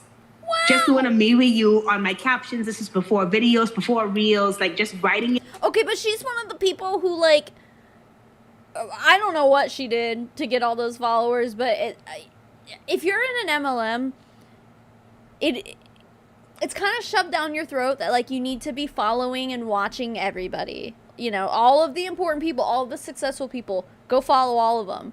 So it's like if she kind of emerged as someone who was successful, but not only that, didn't she say she was the host of a television show in the Bahamas? Again, like she's thanking this Me, We, You shit for her growing a following and being successful, and it's like, ma'am, you are a television host. We can't all, like, yeah, okay, great job. You implemented Me, We, You, or whatever the hell. Great job. Not everybody, like, has that kind of repertoire, I guess. Get out. And now you get to do this interactive meeting that helps me to continue to grow. And so I've been able to have a stream of an income as an influencer in addition to my other work because I'm continuing to grow online using these techniques. The best part of it all, the very best part of it all, is that it's made me a better wife and a better mother, because I have community that works with me, not just in speaking techniques, but in how I communicate as a person, as a real live human being. And they have been my source of support. They have been my accountability partners. And I found that all on this campus. So, okay, Lisa, one more are best you thing, one paying more best thing. attention Even to better than this? that, I've She's watched just my walking around. husband's business grow, because he's been in this journey with me and watching me grow. And I indirectly coach him. Whenever I come off from a call, he says, "What'd you learn today?" And then Right, Emily, I think that's a lot of us for sure. No, I know when I was in Lime Life, I absolutely, like, okay, oh god, I always keep hitting the wrong button. This one. I like redid my stream deck, so I'm like not used to it. Anyway, yeah, when I was in Lime Life, there was like the mega hun of Lime Life. I think her name was Chelsea something. And was that her name? I don't know. It's in like a long time ago. I did a like reacting to my old Hunbot posts video or something. It's like 3 or 4 years old at this point. And I watched her, like she's a network marketing coach now too. After when I was making that video, I found out that that's like she left Lime Life and now she's coaching. Ooh, go figure. But like she was like shoved down my down, or not my downline. I didn't have a downline. Like my team's throats. Like always like follow this girl. Like look at all the training she's posting. Oh my god, you can learn so much from her. Blah blah blah blah blah.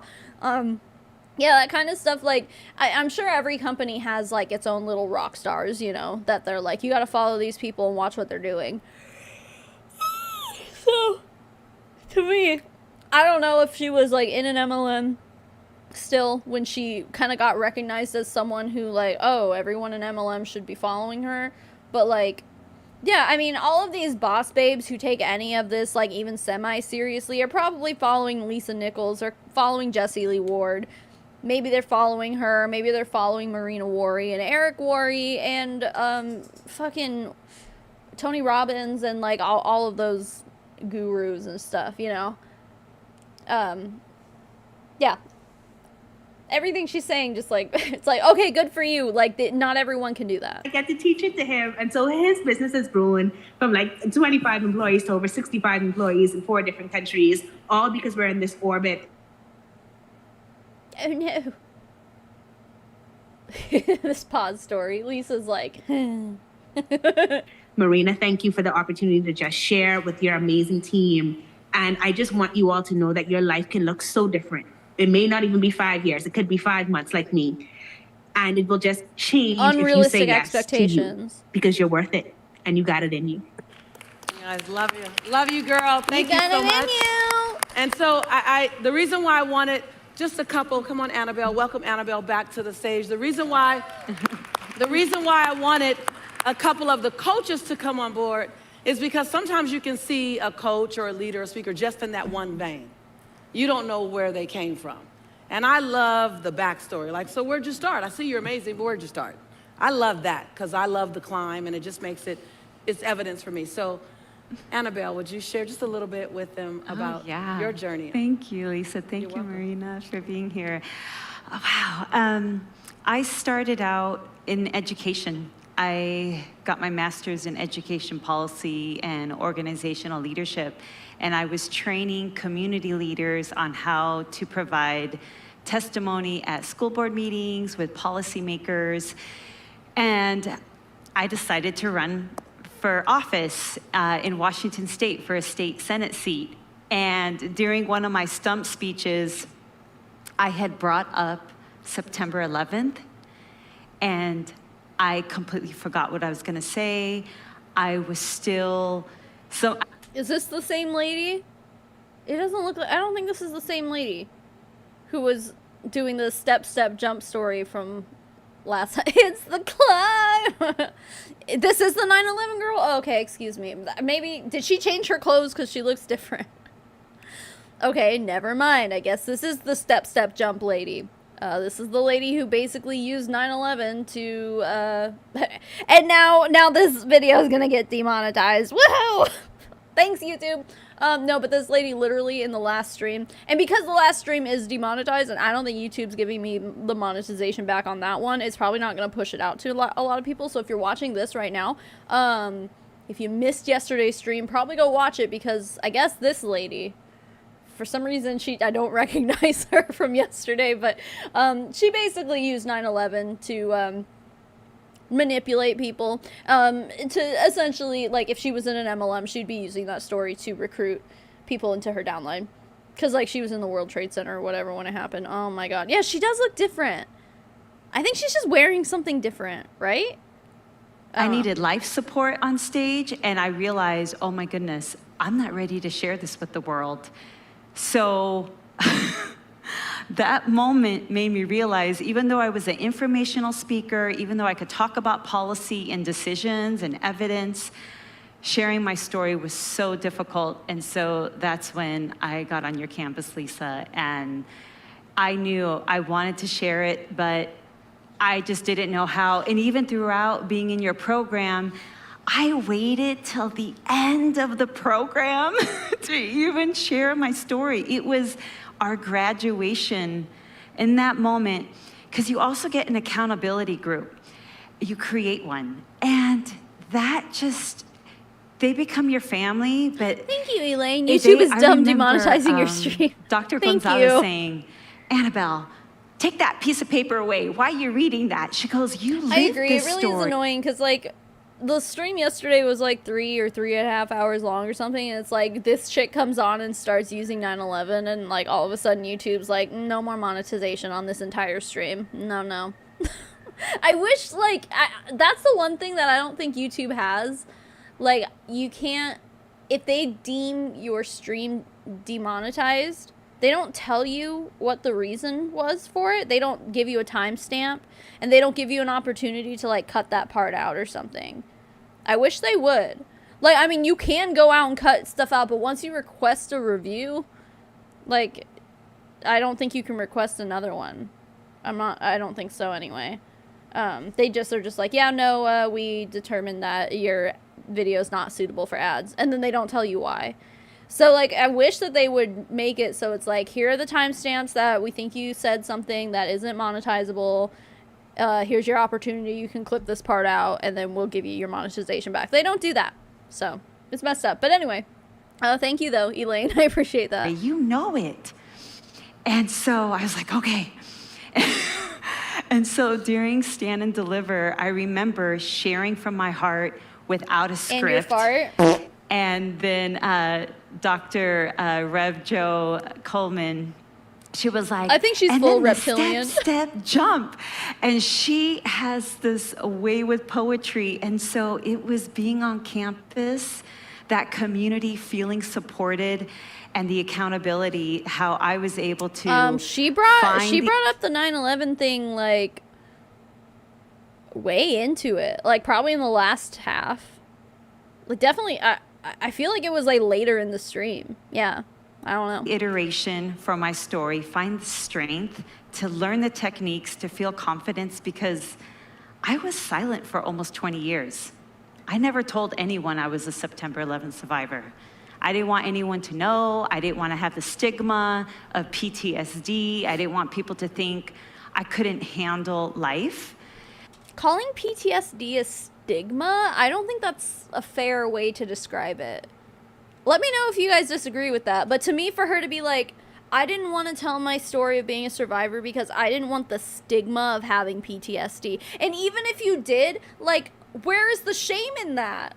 You went through a traumatic event, dude. Like, what? I don't want people to think I have PTSD. It's like, but do you, though? And if you do, are you getting help for it? Like, are you seeking help? Ew, I just don't like the way she said that. I don't want the stigma of PTSD. Okay. And so... Right, a bizarre take. It is bizarre. I learned how, and then getting invited. Okay, as I'm glad a I'm not the only one who thought that was my weird. Valley. It was the fall of 2019, and I got on that stage. Amber, I'm pretty sure. Sorry to keep derailing it. We'll keep watching in a second, but I'm pretty sure if you have YouTube Premium, even if I get demonetized, well, like, so demonetize basically means like there are ways that you, like, if it's really bad, they'll, like, straight up just make it so you can't make any money off the video at all. But generally what happens is they'll make your ads limited. So, like, basically it means that pretty much no ads will run on the content, but like maybe some might, but it's like, it's like, no, you don't get ad revenue basically. But if you have premium, you still get, I'm pretty sure you still get paid in full for premium views. So I think that's the benefit to everyone having premium. The people who have premium, like even if you're watching a video that gets like kind of struck for limited ads, like I think we still get, I mean, I could be wrong about this, but I think we still get whatever revenue we would have gotten before from premium viewers. I'm pretty sure. Not positive though. I had never shared it outside of like my family and my church, and it changed my life. Completely. And I'm a published author now, best-selling of Step, Step, Jump, Transforming Trauma to Triumph from the 46th Floor. And now I get to help people with coaching, with the storytelling, because as you share your story, that layer of that onion comes off. Oh, and what are we, like Shrek now? That you get. She's taking shit out of Shrek's playbook, dude. Suddenly Shrek is a network marketing coach. More grounded, and you realize, wow, that thing, whatever it is, if it didn't happen, you would have never been able to embody a part of yourself. When you're in your comfort zone, you don't get to try this other side of you. And so I've just learned to take all these terrible things, trauma, whatever you want to call them, and just, like you said, a blessing wrapped in sandpaper. So thank you, Lisa. Give her some love, you guys. What? Annabelle. I love it. So, Can I just say before you go to the next slide? Yeah. All right, they already showed it, but all right, you guys can see it. I just want, while you kind of like reading the numbers, and I'm gonna let Lisa say it, I just want you to kind of like throw a little number. So I paid multiple six figures for my coaching. Let it sink in for a minute. Good for you. You've been married to Eric Worre for like 15 years or something, right? Haven't they been together for like a long time? She's like, oh, I paid six figures for all the coaching I received. And now look at me. Yeah, you married Eric Worre. Not everybody has their rich husband's money, okay? Multiple six figures for Lisa to work with me personally, because she has very few students, maybe like what, 2 or 3 a year that she takes because she's so busy. What are you guys getting is a fraction. What, haven't you met your quota for the lavender oil? Of a fraction. But you're getting all the best. She takes a sigh every time she sees this slide. She goes, but it was her request on your behalf. I wouldn't have created this program on this campus otherwise. I'm busy. My calendar is completely packed through March of 20, whatever next year is.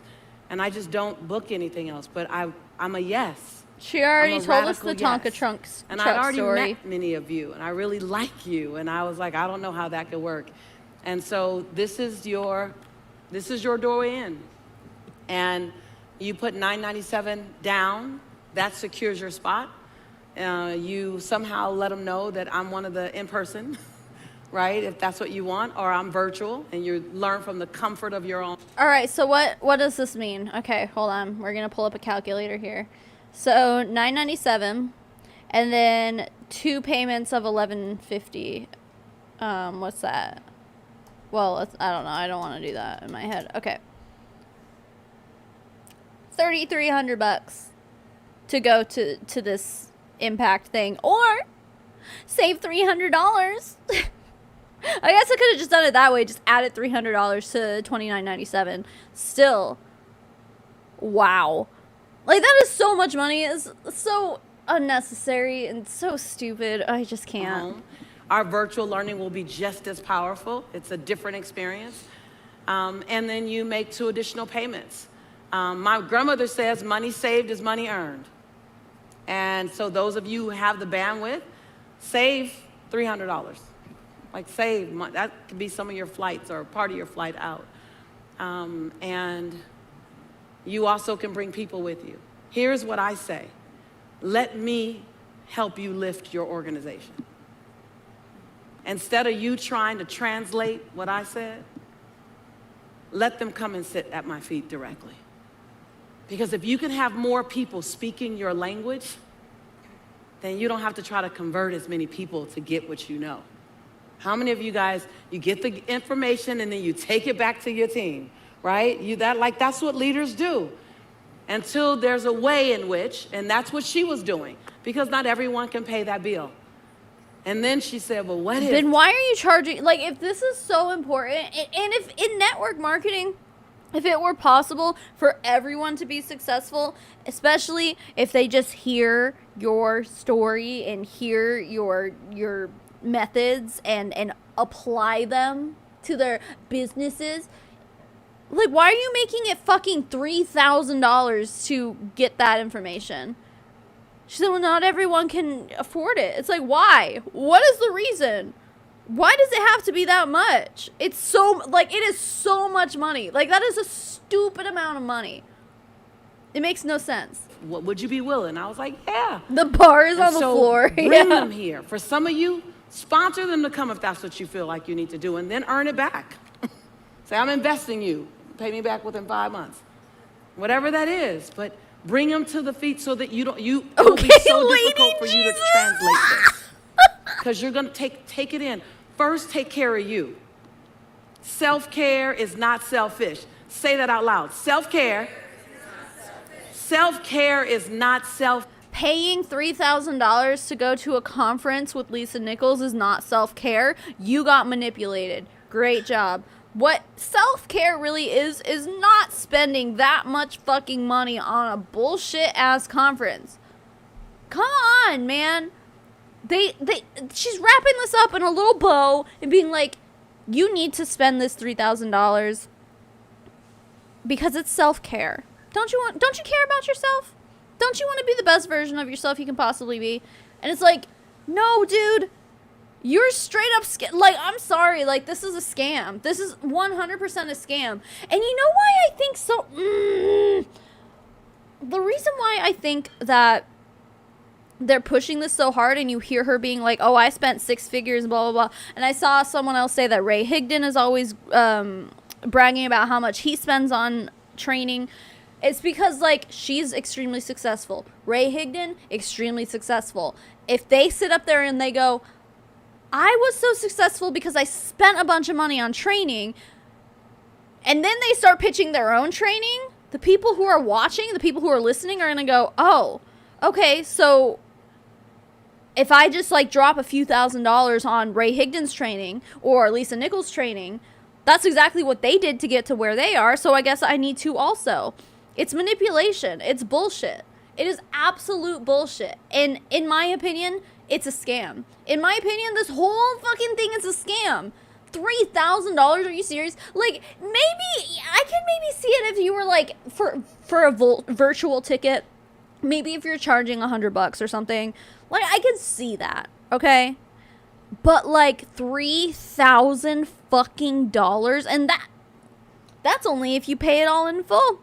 If you don't pay it all in full, it's $3,300. Wow. And then, meanwhile, Lisa Nichols has what we were looking at earlier. She also has an upcoming thing in September. That's a 4-day mastermind for $15,000 motherfucking dollars. But hey, Lisa Nichols spent 6 figures, multiple 6 figures on her own training. She spent a bunch of money going to other people's training to learn how to be a millionaire. So I guess you might as well fork over the money to Lisa. It's so messed up, man. Like, it's making me mad. Font Leroy says, honestly, it's sad to watch thousands of wannabe scammers be scammed. It really is. And, like,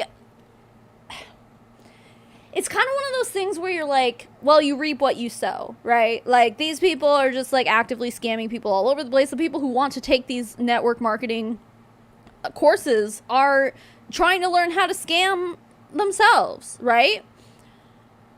But it still isn't okay to scam anybody. Even though I'm like, if anyone deserves to be scammed, it's scammers themselves. Sure, maybe. But to me, I look at this and I'm like, no, it's still fucking sad. Because, like, these people are being manipulated. They are actively being manipulated. And it's really messed up. Oh, yeah, $15,000, Christina. Lisa Nichols in September is having a 4-day mastermind. And the tickets are like, wait, more than 15,000, right? Wasn't it 4 payments of 14? Or, sorry, excuse me.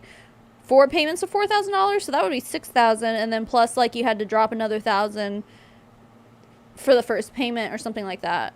It was a lot of money. Lots of money. It's ridiculous. And she's got these people tied so tightly around her finger that they're like, oh, yeah, okay, well, if that's what Lisa Nichols did to be worth $80 million, then I guess, like, that's what I need to do too. It's a scam. It is a complete scam. You know what this is? This is Lisa getting her money back for the hundreds of thousands of dollars that she spent in training. And then maybe one person who has been taking Lisa Nichols, her masterminds and stuff, maybe one singular person is gonna go, I'm successful now, but damn it, I spent $100,000 training with Lisa Nichols. Gotta get that money back somehow. And then guess what? They're gonna turn into a coach. Oh! Wow, and then the cycle just continues. It is the circle of life here in network marketing, baby. This is how it works. You want to make money in network marketing? You got to be a coach. That's the only way to do it, dude. Absolutely wild. Fish. And so often you're not feeding yourself all that you should be getting because you're steady trying to feed someone else. Invite them to the table so they can eat while you eat. I know I'm guilty of that. I'll give away my plate.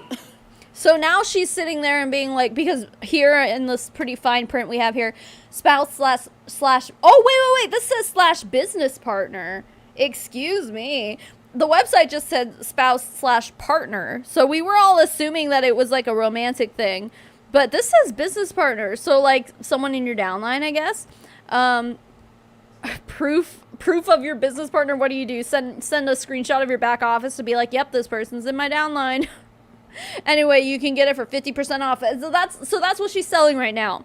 What she's saying now is like, oh, you got to feed yourself, but like, don't you want to, share the love, basically? You get 50% off if you bring someone with you, so spend more money with me. Bring more people to the mastermind, please. It's so messed up. Bring them to the table. And I'm not saying bring that them to the table so that there's more people in the workshop. It's going to be amazing. It's going to be big. It's going to be phenomenal. I'm saying that so that on the 1st of July, you got 30, 40, 50 more gladiators running who know this technique. A gaggle of gladiators. Y'all remember that? Say you earn it back tenfold when they use their Chat GPT could write this better. What prompt? We should give Chat GPT a prompt. What would you say? Like, write a network marketing coaching speech, monologue? What would you call it? I don't know. So we should do that, though. Because it's just like, it's like kids. Your kids cannot hear it from you, right? They need to hear it from somebody else. Even though you're saying the same exact thing, for some reason, it falls on a deaf ear. But as soon as somebody else, your friend or somebody else says that, the same thing, there's like, oh my gosh, this is rocket science. All of a sudden, it makes sense. Okay, listen, fucking hell. My kids are obviously still young, but like, okay, Sparrow's 7, but like, she still trusts me and like listens to me. And I know she's not a teenager yet. Maybe when she's a teenager, it'll be different. But like, to me right now, I'm like, she's comfortable with asking me questions and she takes my answers as fact because I don't lie to her. I tell her the truth, dude. If she asks me a question, I'm going to tell her the truth about anything.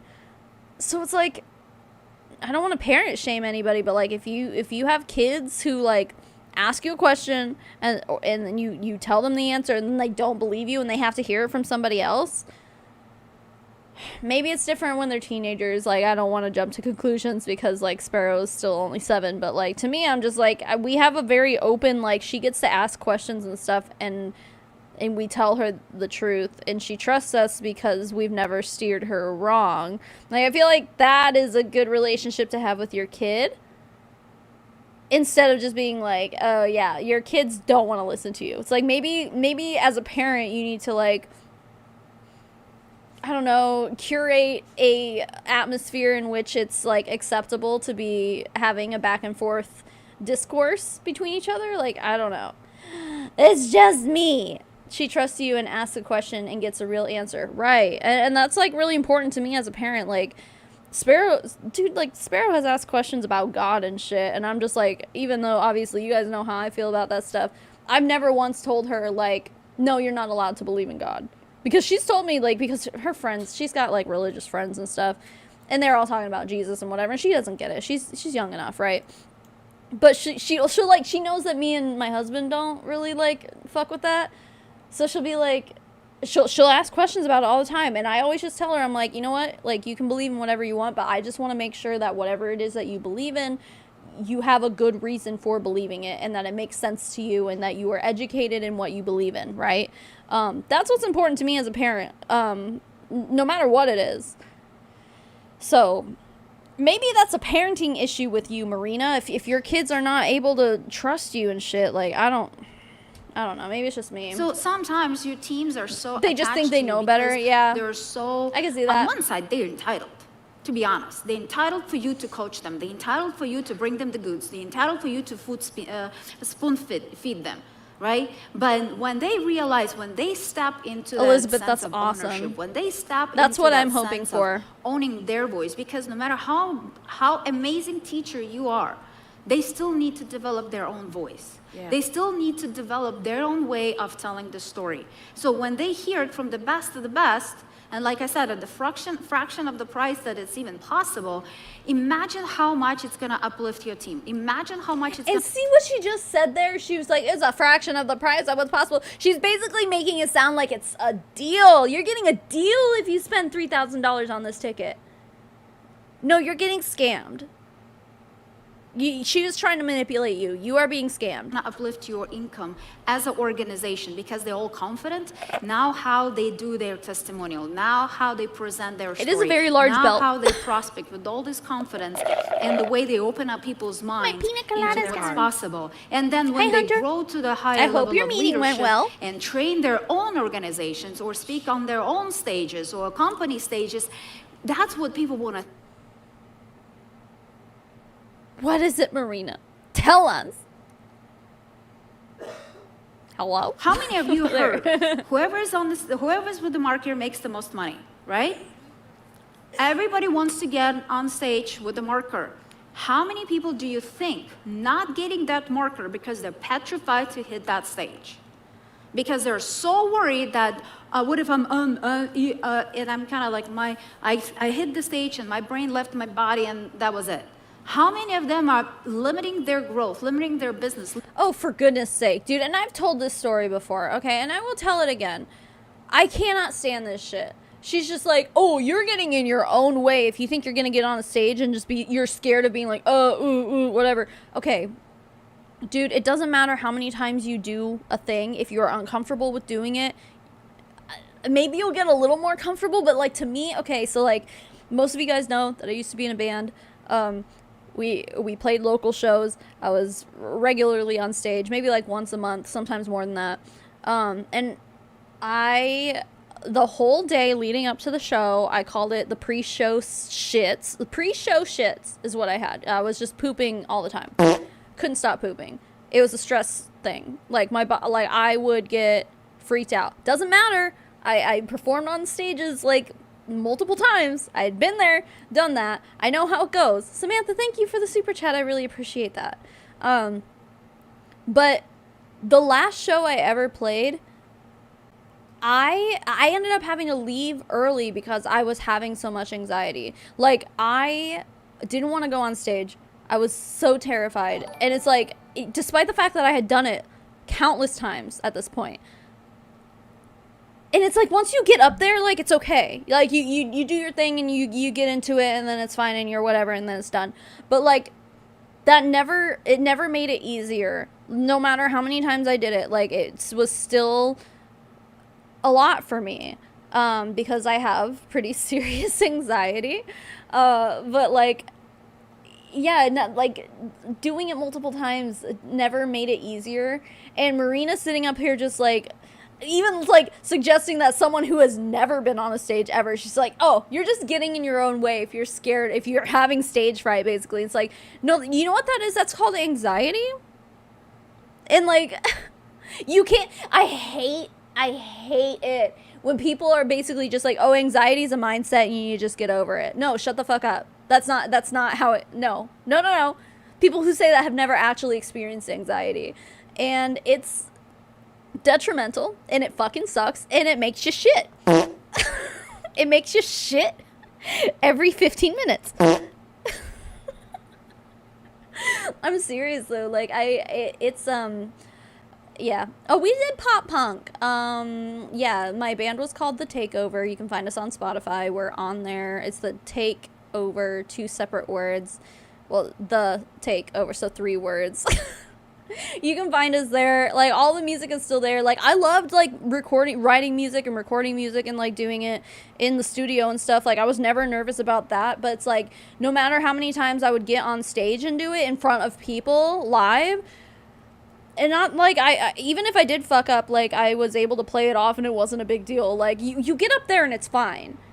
But it's, like, leading up to it. Like, there was one show, oh my god, like, we were, oh my god, Just a Voice, thank you for gifting 20 memberships. I really appreciate that. That is so kind of you. But there was one show that we were playing, we were opening for a band called Chapel, and I love them. They're one of my favorite bands. Like, you should look them up. They're really good. But we opened for them a few times. We ended up kind of, like, making friends with them, so they had us back another time. They were really great. They're some of the kindest people I've ever played with. But yeah, MVP alert. Like, yeah, what's up, Just a Voice? That's awesome. Thank you. Like, that's really kind. But so we were in the green room with them. We went on right before them, and they were just, like, chilling in the green room.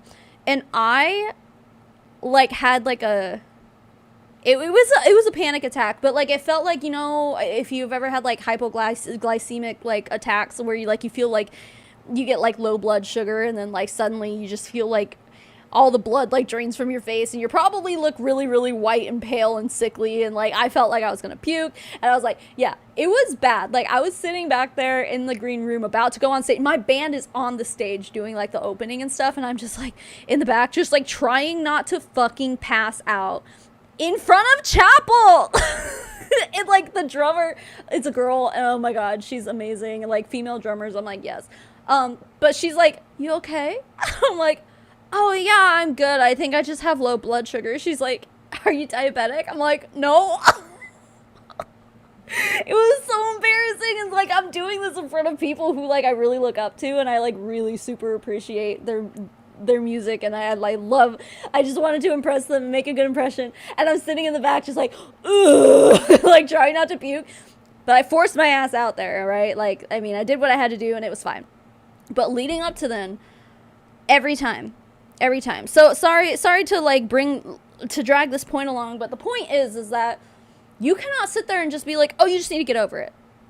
Just get over it. No, dude, I was on a stage in front of many different sizes of crowds. We opened for Escape the Fate, like, 2 or 3 times, and, like, those were huge crowds, you know, like, hundreds of people probably. Like, it doesn't matter if it was a crowd of that size or, like, a smaller show that maybe had 20 people there. Doesn't matter. I'm freaking out either way, okay? So, like, don't sit here and try to tell me, like, I hate it. It makes me so fucking mad to hear this kind of rhetoric coming from people who are just like, oh, yeah. No. They're just scared that they're gonna get on stage and fumble and blah, blah, blah. It's like, we have anxiety. Yeah, don't try to tell me what I need to do to not get anxiety before going onto a stage, you know? Yeah, Escape the Fate was cool. Imagine if you met your entire fan base. I would die. Dude, you guys, I got recognized for the first time a few weeks ago. I never told you guys about it because, like, I didn't want to, like, brag about it or anything. But, like, I went to the zoo with my family and someone recognized me. Kelly, thank you for the 5 gifted memberships. I really appreciate that. More Pop-Tarts in the chat. Yeah. But yeah, no, I was at the zoo looking at a baboon. Like, this baboon baboon was like right up on the glass, right?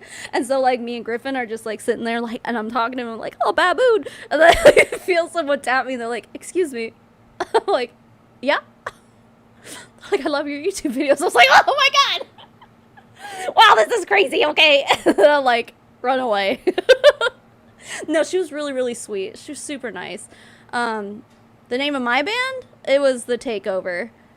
All 3 separate words. The space take space over.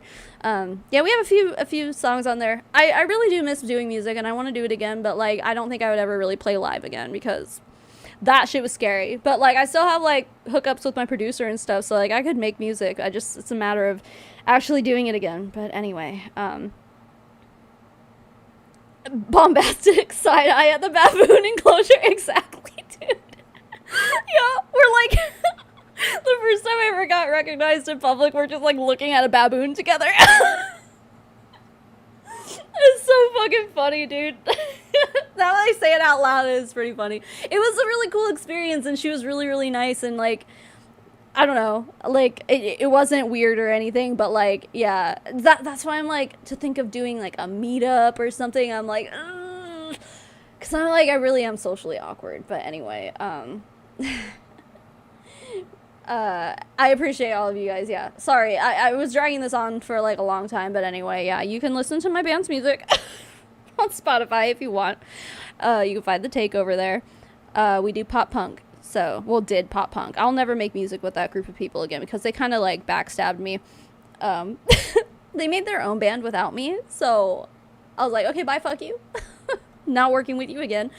They burned that bridge as far as I'm concerned. But like, I feel like if I ever did music again, it wouldn't be pop punk again. Like I'd probably, because pop punk is dead, unfortunately. And that hurts my heart because like I grew up in pop punk. Like, oh, but I don't know. I would go a little bit more modern if I ever do again. But anyway, let's get back to it. Sorry to derail that. Anyway, the point of that whole thing is fuck you, Marina Worry, for trying to tell people that anxiety is a mindset. Basically, that's it. Limiting their potential because they are afraid to get on that stage. That will grow their confidence through the roof. Now, They'll do on it the other- scared, but still do it. Harper, On thank the you. other That's so side, sweet.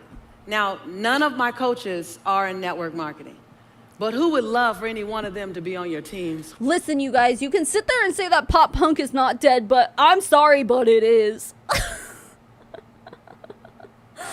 It is like all the people who would always come to our shows were like millennials, you know? It's like the younger crowd doesn't like pop punk, except for Loveless. There's this band called Loveless. All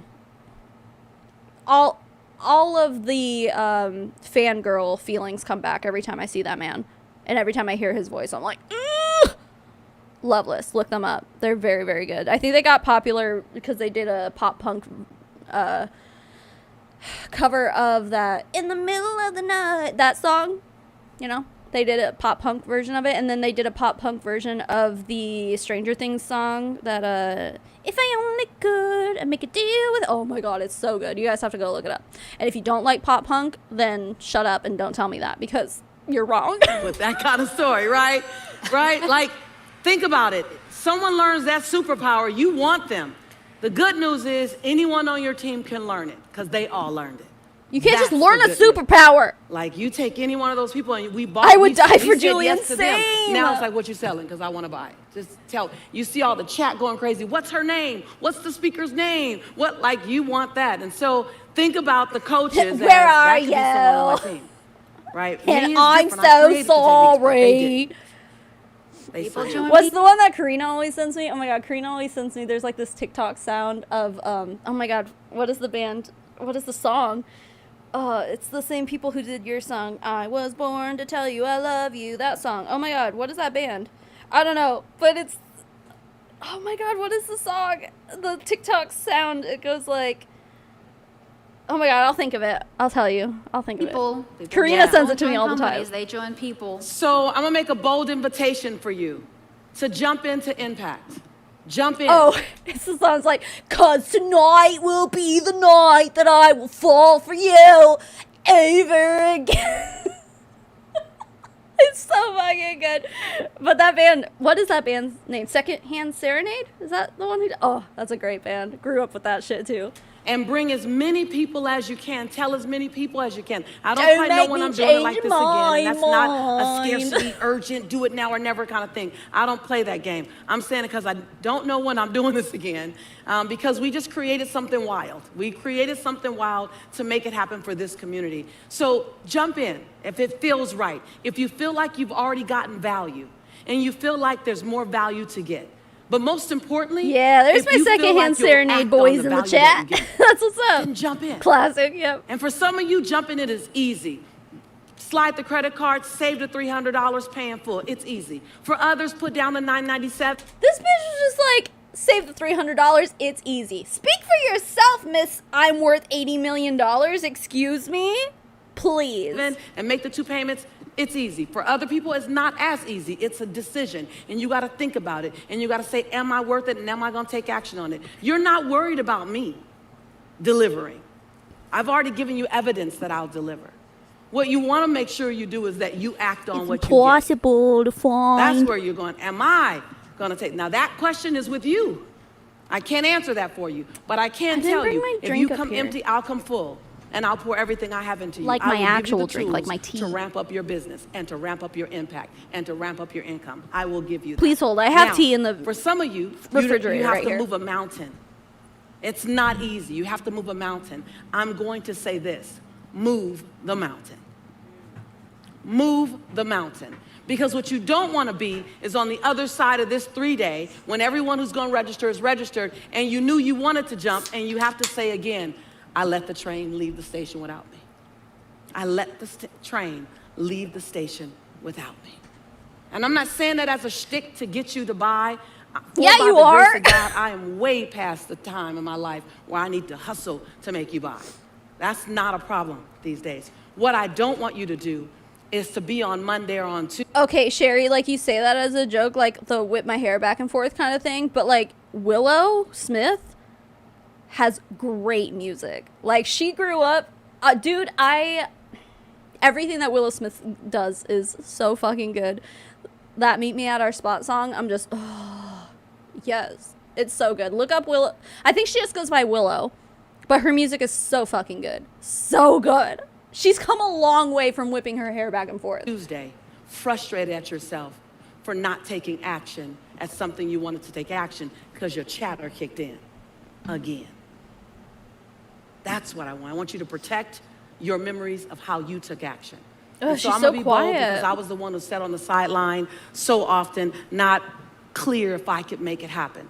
Now, Hi, Mom. there's a button on the dashboard. You guys will be able to go and register that says Join Impact. Very simple. You click that button on the dashboard. It's super easy for She you. really wants us to Or spend $3,000 you can click on the her button that event, says y'all. Talk to someone. Talk to a customer support specialist. Talk to a program expert. If you want to talk to someone about the program, click Talk to Program Expert. And they're not there to sell you. They're there to give you clarity. Our job, and I want you to really hear this, our job is to give you access. My job is to give you access.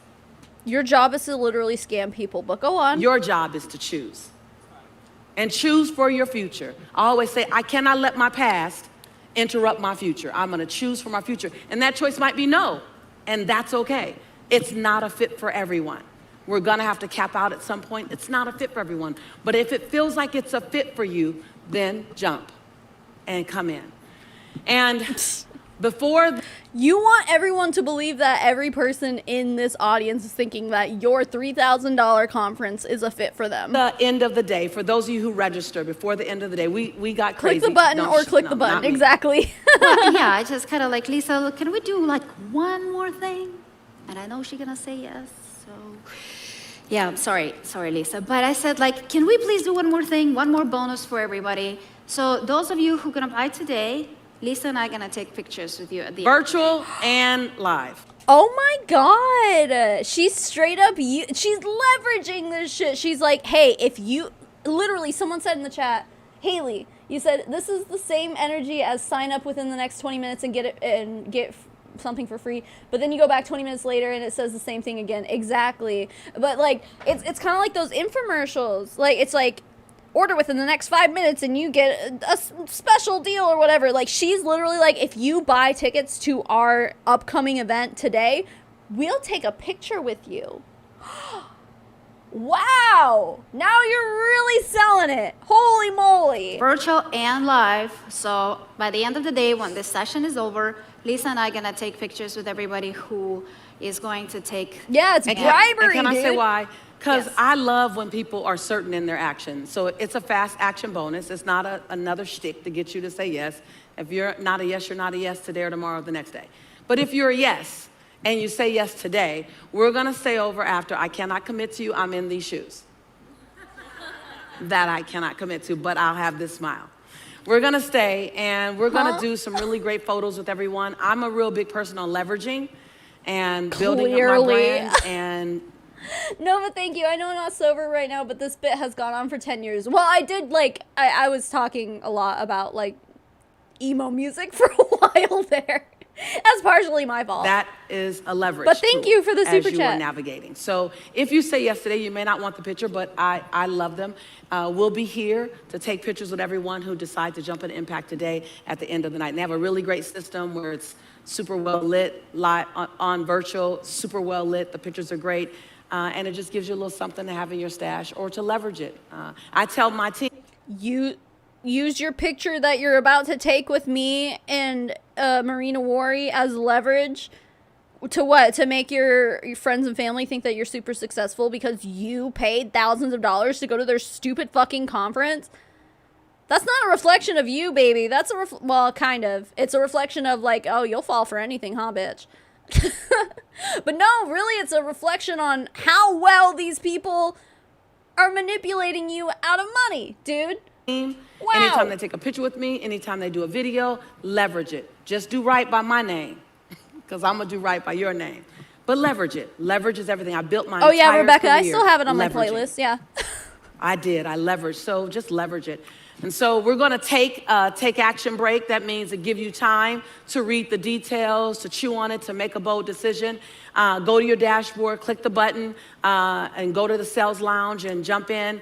We will be capping it at a certain number because we do want to be able to give attention to everyone. We're going to be back. We don't want to be here all night taking pictures with all of you stinky people. Back here in 45 minutes. And I'm excited because that's the hot seat time. So Yes, get ready. so we're gonna have still a lot more of the event. We still have Sarah coming up. We still have a hot seat with Lisa. Those of you in the studio, you will see Daniela there. You will see our team who has the registration forms because you don't have a dashboard access, so they will have the forms. If you wanna get your name registered, make sure that you find one of them and they will help you. If you have any questions, those of you who might have any billing questions, if you need like a wire or a couple credit cards, whatever, just go into the billing lounge and they will. I'm sorry. So, like, it's such a regular thing that people are going to need multiple credit cards to pay to go to your fucking conferences that you have it all set up already. She's like, yeah, if you're going to need to use a few different credit cards to come to our conference, just let us know and we'll figure that out for you.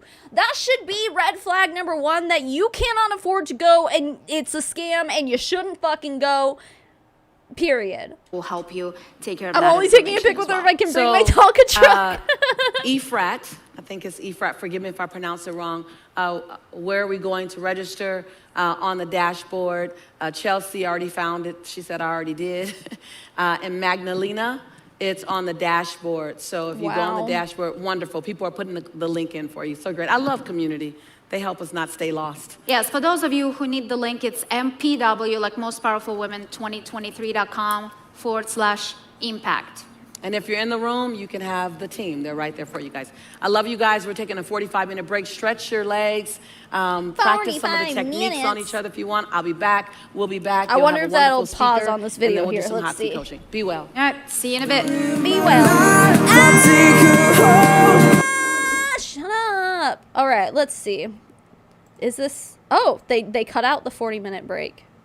Wow. Okay, hold on. Kudos to the person who recorded this.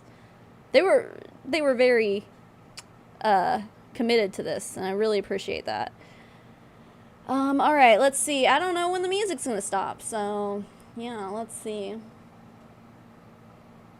I want to take a good look at the Zoom windows behind her. I wonder if they're doubles or triples of the same person. Honestly, I doubt it, dude.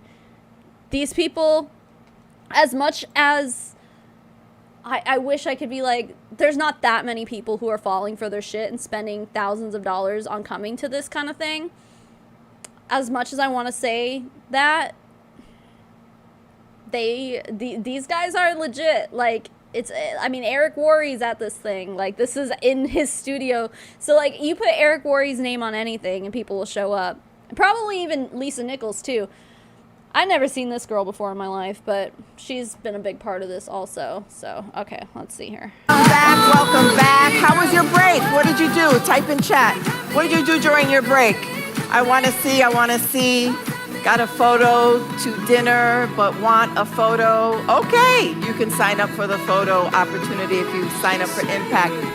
Thousands of dollars. Drop thousands of dollars right now. You can get a picture with fucking Lisa Nichols and Eric Worre's trophy wife. What you guys do, I want to hear.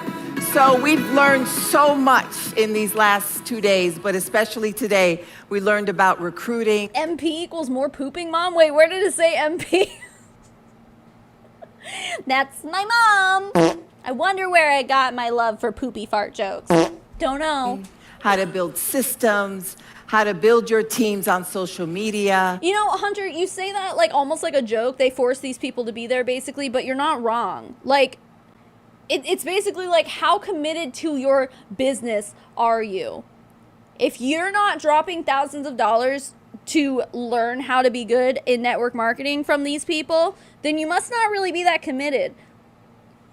Lisa Nichols just got done saying that she loves leverage, right? She clearly, because she's like, oh, I'll take a picture with you if you spend thousands of dollars on our upcoming thing. Yeah, no, it's very obvious what's going on here. Oh, MP, most powerful. Pee pee poo poo is genetic, and I get it from my mom. MP, most pooping. Okay, MPW is most powerful women. No, most pooping women. The most pooping women in network marketing. We just put a little fart sound in here every once in a while. Just. No, you know what though? Like, oh my god, wait, where's my voice mod? There it is. Because there's fart sounds on here, like other fart sounds that I don't have that I really should just put on my Stream Deck. But they're like longer. I don't know why I don't have this open. Soundboard. Hold on. No, not that one. Not voice box. They literally have like a whole thing of farts. Oh, here we go. Farts and burps. See, look, check this out. What's this one? Oh!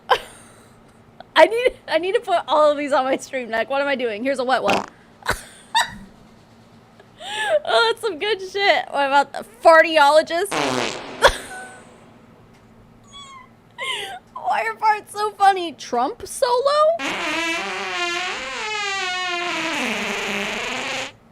Oh!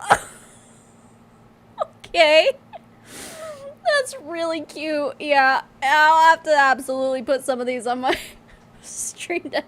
Why am I crying? That's funny, dude. I just love farts so much. Mom, you know I have this Stream Deck thing. Justin got it for me for Christmas.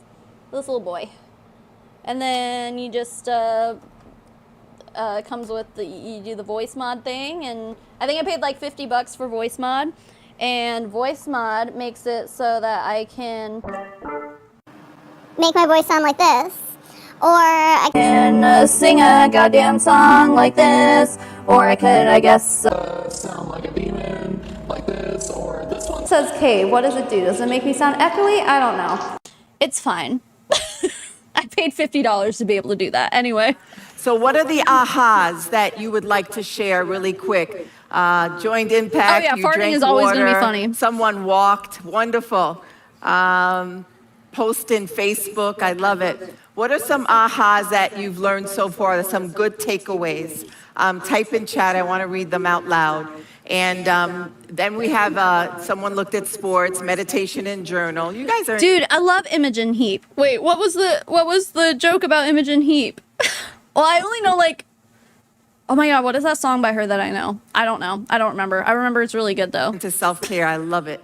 I like So, her. And Imogen was one of my favorite girl names. Like, if I ever had another girl, Imogen was one of the ones that I liked a lot. But I'm not having any more babies. But Imogen Heap is where I would have gotten the name Imogen. Down as I boarded the Cave was echoey with dripping water. Oh, okay, so it like literally sounds like I'm in a cave. Okay. Took action to be unforgettable with your stories. Oh. What you say? Oh, and you only meant well. So the next speaker I'd like to introduce is Sarah Zaleski, and she's a master connector. She brings winning combinations to the table with 25 years of experience in the field of a contagious compassion as people. She is widely known as an 8-figure influencer. How many of you want to be that 8-figure influencer? Yes, in network marketing. Sarah's story is a journey from being a nanny to building an impressive 200. 8 figures would be like 100 million, right? That's a lot. That's more than Lisa Nichols. Damn, this lady who's about to come on here is like ultra rich. $100 million business globally and over 1.6 million customers. Please welcome to the stage, Sarah. Sarah, does she have a last name? Oh, it's this lady. This is the lady. Oh, well, let's see. She's already changed her outfit. All of these speakers are like, yep, gotta change, have multiple outfit changes for this very important conference that we're doing here. This is the lady who was basically saying that she was too boring and she was trying to be quirky, and that just wasn't her. Anyway. It is so good to be with you guys. For those of you that are watching virtually, hi. I feel like I want to give you a big hug. Oh, you're right. 10 million. And I'm stupid. For those of you that are here live, it's just been so fun to hang out the last couple of days. And today I am super excited. We're actually going to talk about, this whole day has been about duplication. Uh-oh. The fart froze her. Come back to life. Sticks and stays. How many of us think like, how many of you guys want a sticky business? Right? So I'm going to talk about the honey. What's the honey that makes your business stick, right? And what? And I love this business so much because, you know, one of the things that, first of all, this is my family. I just love my kids so much. Oh, aren't they sweet? Are they so cute? They're network marketing kids. It's so awesome. And ew. They're network marketing kids. Ew, that's not something to brag about or be proud about. Also, does her hair, does her hair look like a wig? Or is it just like a lot of extensions? Something is super fake about her hair, and I don't like it. The coolest thing, guys, about growing a team, right? And we're all, you know, a lot of us, we want our up-and-coming leaders. We're, you know, leaders already. And I think it's so important that, you know, figuring out, like, what your mission is. And I think for, you know, for my husband and I, like, our mission really is to be the catalyst, like every single one of you guys that, you know, have the dream of growing a team or maybe are growing a team, understand, like, you're a catalyst for growth inside of your business. Her kids are sticky. You know, one of the coolest things that I love about network marketing is, like, how many of us realize, like, there's some really cool possibilities? Yeah, I know you guys are only here for the fart sounds. And I don't know about you, but, like, when I first got in the business, I was so excited about what could be for my life. Right? How many guys, like, when you maybe first saw a presentation or you saw something live or maybe you saw a video, you were like, all of a sudden, all these great dreams and these visions of what could be. And that's something as a leader, like, we get to not only embody, but also transfer, right, to our team where we get to help them, you know, change the way they think about what's possible for their life. Like, I don't know about you, but that's exciting, right? That's so exciting. And so, you know, I think about so many different people that, you know, we have opportunities to build a team with. And I don't know about you guys, the coolest thing about this, you know, this community, the GoPro community and your network marketing community is that the friends that you make. How many of you guys realize, like, the relationships are pretty amazing, right? They're amazing. And I don't know about you guys, but, you know, a lot of my friends have actually become my family in this business.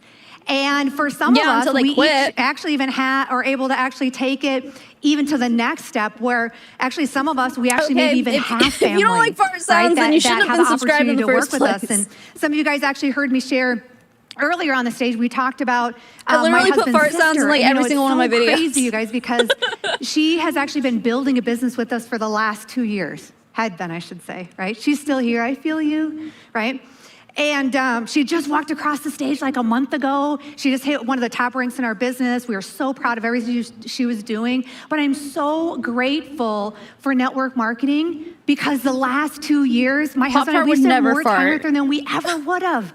We were on the phone with her every day. We were in the trenches with her. We were doing things. We were traveling. We were doing all these awesome things, right?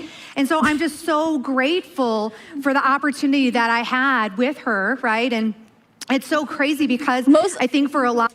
I think most people in my audience are pro fart sounds. And if you're not pro fart sounds, that one's for you. A lot of us, it's like, you know, there's so many incredible people that come across our life. And Andrea was actually one of those for me.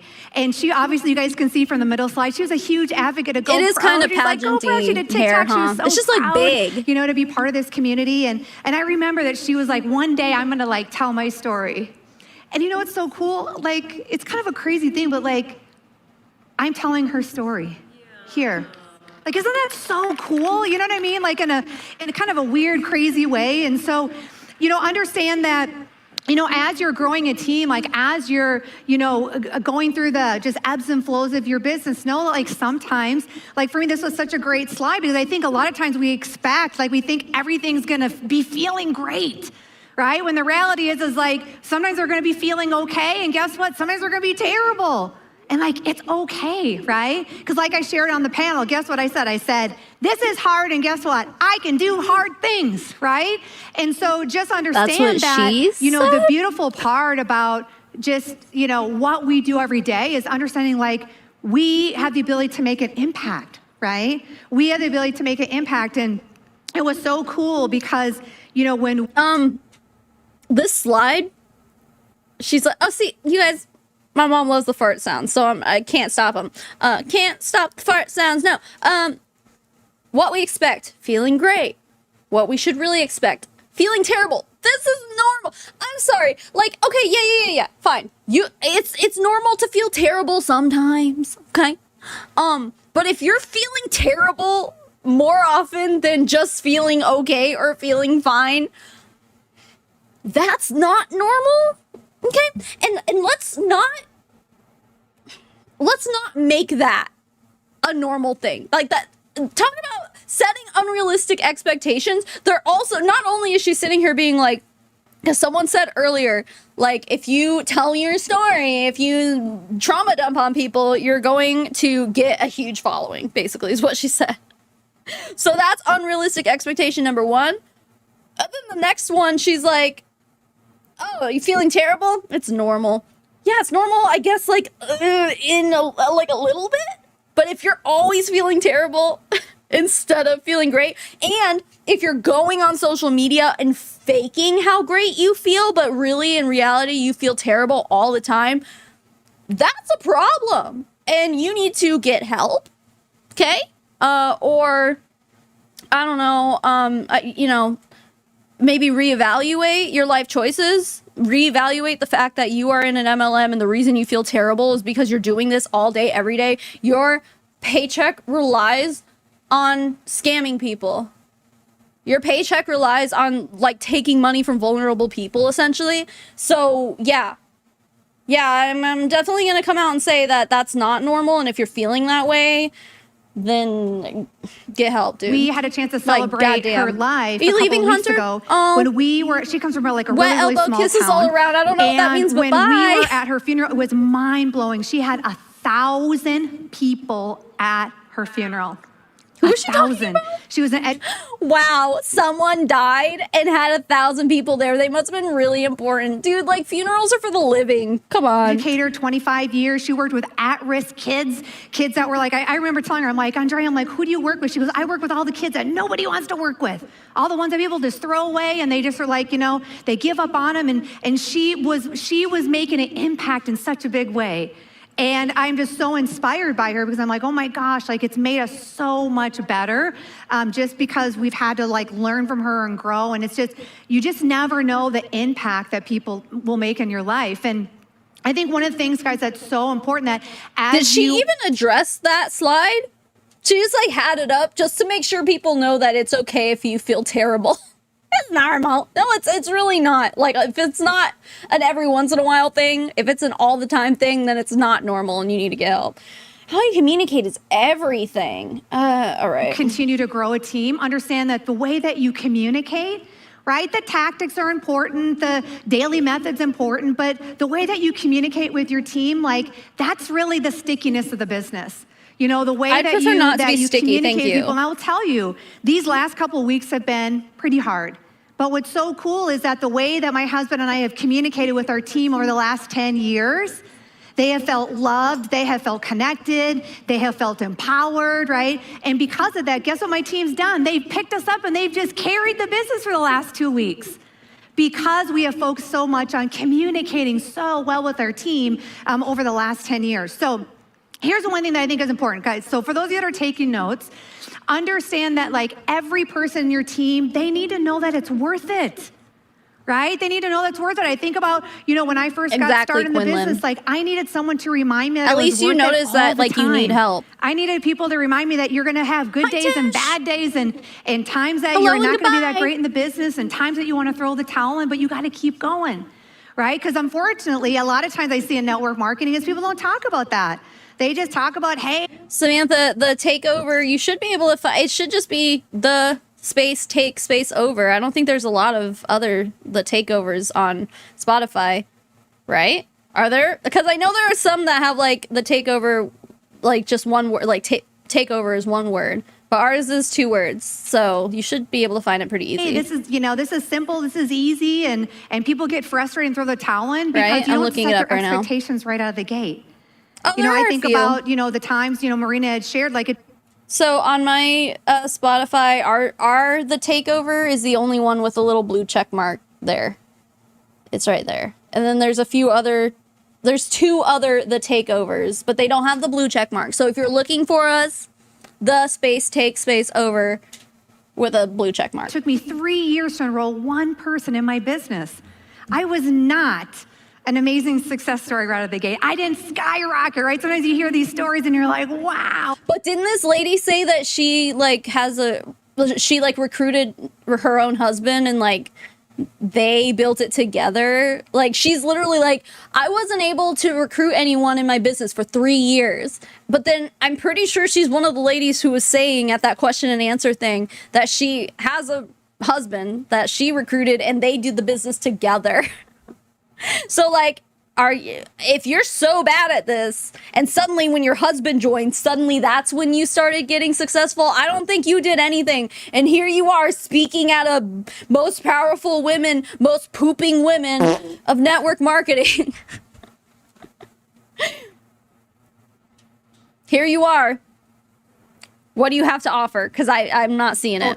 That was not me, you know. I was just like kind of barely moving along. And matter of fact, I actually found this. I wanted to show you guys. This is so crazy. About a month ago, I actually found this. This was my very first 1099. So I for did those of you have that are in purple hair in the other picture, countries, yes. It's basically like what I made in a year, right? Whoa, is she about to show? She's showing us her 1996 income. What is this? $745? Is that what that says? She's like, wow, well, first of all, in 1996, $700 was worth way more than it is today. $700 probably, I don't know. I don't know what that conversion is, but I would say it probably is at least about similar to what like $1,000 would be today. Which I guess would be fairly on par with a lot of the statistics we see about MLMs. Actually, you'd still be more successful than most, I think. And this was also before the internet. So, but she's just like bragging about like, look at how rich I am now, but here's how I started. $700. Wow. Look at how poor I was. Yeah, like even there are people who are attending this conference right now that are watching you speak on stage who probably don't even make that in a year. So yeah, way to rub it in. Look at how rich I am. Wow. This is my very first year in network marketing. I made $745.20. Don't be jealous. Oh, good night, Mom. Okay? That's what I earned. Right? How do you think that I sure could have... I mean, they should be jealous because you probably earn more than most people do still. Like, I think on average, what is it? The average that people earn in a year in network marketing is like $100 or something like that today. And this was 745. Is that what that says? I don't know, $745, almost 30 years ago, you were doing better than most. Throw the towel in. I sure could have went, I don't know if this is worth it, right? $1,400, like it's doubled? Understanding, Wow. like the whole thing, it's so important for people to really understand just the point of that. See, she's already doing so better I want to go than back, most. okay? So another thing that's important is that you got to show your people, like you got to keep them engaged, right? You got to keep them engaged long enough till they enroll someone in the business, right? You got to keep them engaged long enough. No matter how hard they're failing right now, keep them in the business, keep them spending money, because as long as they're doing that, you're making money, right? You're making money off of the shit that they're buying, and you're making money off of their failures. It's fine.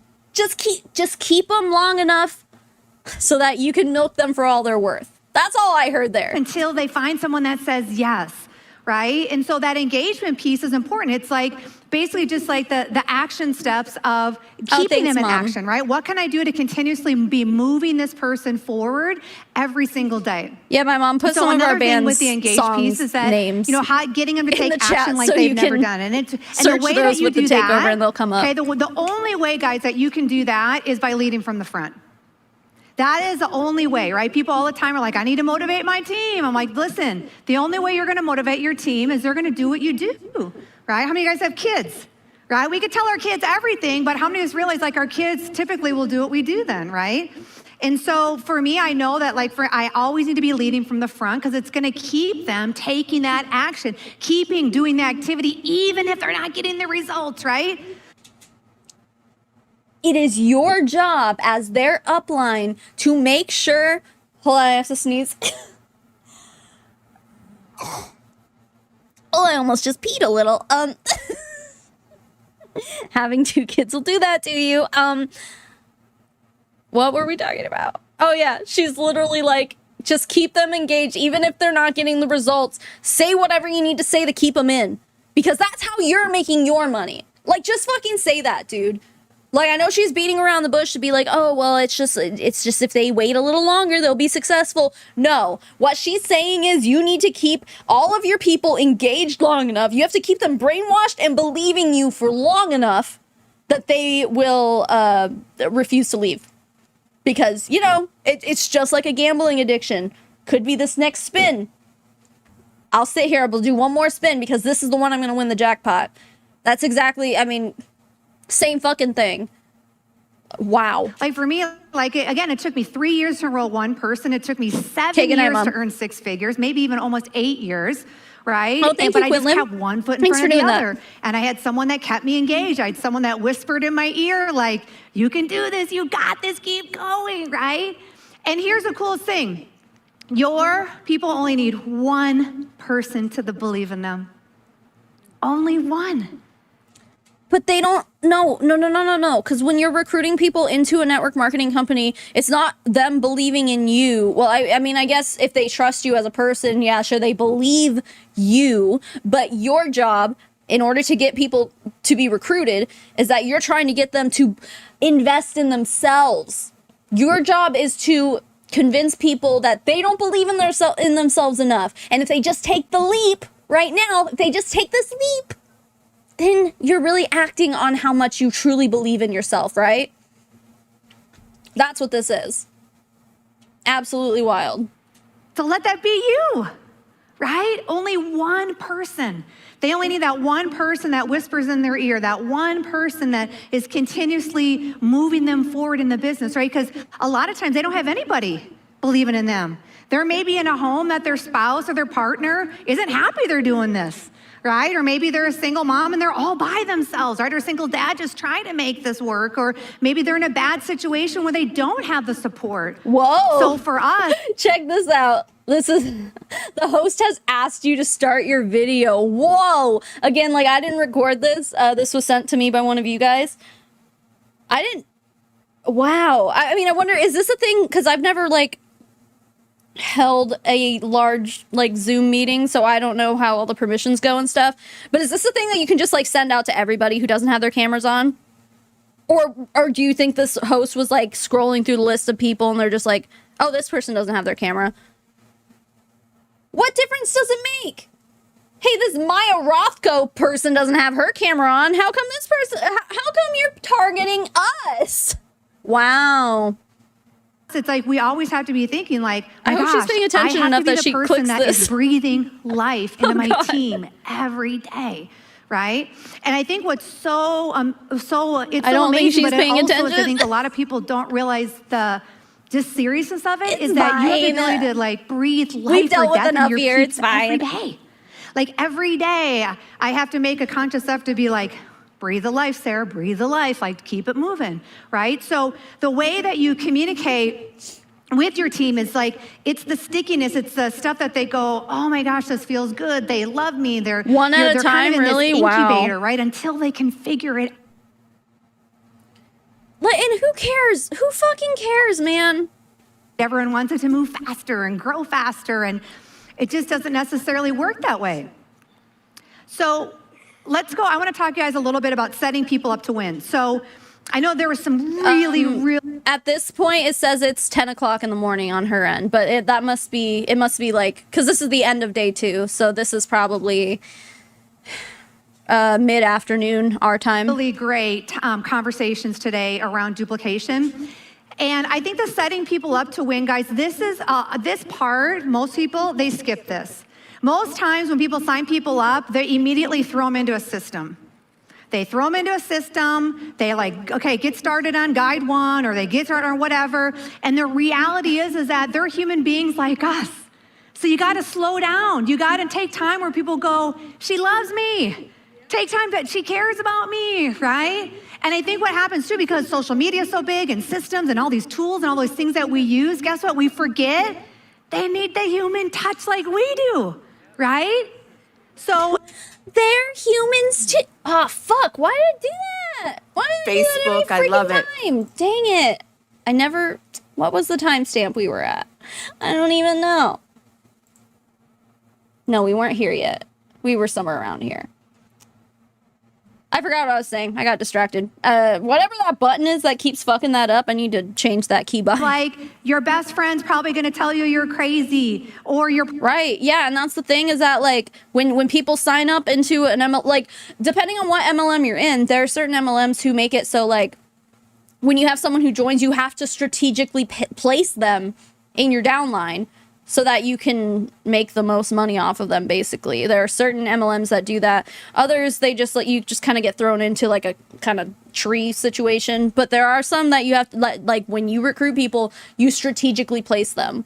So yeah, talk about like they just get thrown into a system. Yeah, that's how it works, dude. probably gonna roll one of your, somebody in the family, and they're gonna, quit the next month, right? Like, I think it's important that we are, helping them understand that we're running a business, right? We're running a business, so setting those expectations.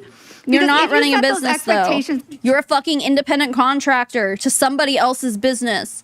You're just a distributor, dude. You don't do shit. You're not a business owner. You're not running a business. You don't set the prices. You don't hire people. You don't do any of that shit. You are not running a business.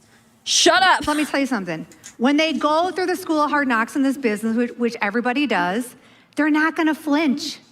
If you don't set them up to win, the minute that someone says boo, they go missing in action, or they quit the business, or they reevaluate, or they whatever it is, right? So if you want people to be sticky, and if you want them to be solid, right? If you want them to be solid in their Manipulate business, them. you gotta manage their expectations right. Even though sometimes, I know for me, like Manage their expectations. Okay. But she was just saying that you basically need to say anything that you need to say to get them to stay in the business, right? You need to get them to make sure that they are still holding on to hope that maybe this next month is going to be the month that they recruit somebody. But no, at the same time, also manage their expectations. That is the opposite of what you just got done. Because if you are managing people's expectations truthfully, if you're being absolutely honest with these people in your downline that you recruit, they're not going to stick around for very long. Because then if you're being honest and managing realistic expectations, then they know that they would know that they're fucked. They would know that they're in a place where it's very unlikely that they're going to achieve all these things that they were made to believe that they can achieve in this network marketing business. So do you manage their expectations, or are you saying anything that you need to say to get them to stay in just a little longer? It makes no sense. I just can't. Sometimes I felt like that was a hard conversation, but it's like, Sarah, if you don't have that conversation, like you're not going to be able to take them to the next step, right?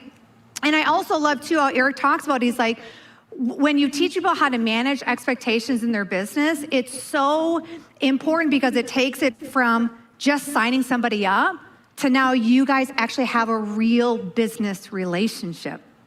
Way different. Okay. So I feel like this is so confusing. Like if you are somebody who paid all this money to be at this conference, and not only are you hearing all these people trauma dump all over the place and being like, here's how I got this following that I got. I just trauma dumped all over the place. So it's like, okay, so you're learning kind of forms of manipulation, right? And then to hear her be like, essentially, yeah, just continue to manipulate them so that they stay longer so that you can continue to make money off of them, and you're eventually your business is going to continue to get bigger as long as they stay in there. And then she turns around and she's like, Eric Worre says that we need to manage our people's expectations. How am I going to do that? How am I going to say anything I need to say to get these people to stay, but also be truthful to them about what they should be expecting? That is so confusing. And I know I've said this a few times during this conference, but there are things that these people are saying, and like even between different speakers, there's one speaker who will be like, don't cold message, it sucks. And then the next person is just like, here's the cold messages that I use, here's the templates that I use that have been successful. It's like, okay, so do I cold message or not? And now she's like, do you manage their expectations, or do you lie to them and tell them what they need to hear to get them to bet, to max bet one more time, you know? I just can't, it's so confusing. I mean, while these people are just like soaking this all in, but not realizing the hypocrisy. It's so weird. Okay, it's way different. Gloria, thank you for reminding people to please like the stream. This slide 18 years. I keep it. It's like the greatest slide ever. It helped me so much in this business because this slide is the greatest slide ever that helped you in the business. Do you have hand sanitizer on you? Oh, are you guys talking about sticky bread bread dough? Chat be like, okay, so this is just like, this is a very basic, like, I guess a graph. Like, is she suggesting that in year one, you know, you're not gonna make much, but look at how you'll exponentially grow after 5 years? And it's like, there was a woman on here yesterday when we were watching this who had been in her network marketing business for 30 years, and she was here asking how to, like, I don't know. She was like super old. She was in her 70s. Sorry, no offense to people who are like getting up there. I don't want to be like, they're super old. I guess that's not super old. Like my great aunt lived to be 111. So that's super old. Okay. I don't mean to call people 70 who are super old. Anyway, this graphic is suggesting that after 5 years, look at all this exponential growth you'll have. And then, yeah, all you need is 5 years. No, like in this conference, like a few hours ago in their real time, there was a woman on here who was talking about like, I've been in this for 30 years. How do I get the young people to join me and all this stuff? Like, no, it sounds like a lot of people need more than 5 years, dude. And most people don't even last the full 5 years because they realize that they're just in a pit of money sucking shit. They realize it eventually, and then they all go away. But if what you're telling me is like, no, at least try to make it 5 years, because then look at this exponential growth. You can't guarantee this to people, dude. You can't. I share with them. I share with so many new people in my business. Like, guys, this is how it's going to be in the beginning, right? In the beginning, you're not going to have a lot of skills. You're going to be learning the business. I would argue that even after 5 years, you're not going to have a lot of skills. The only thing that's changed is if you're successful in an MLM after 5 years, you've learned to stop giving a fuck about other people. You've learned to embrace your stubborn selfishness.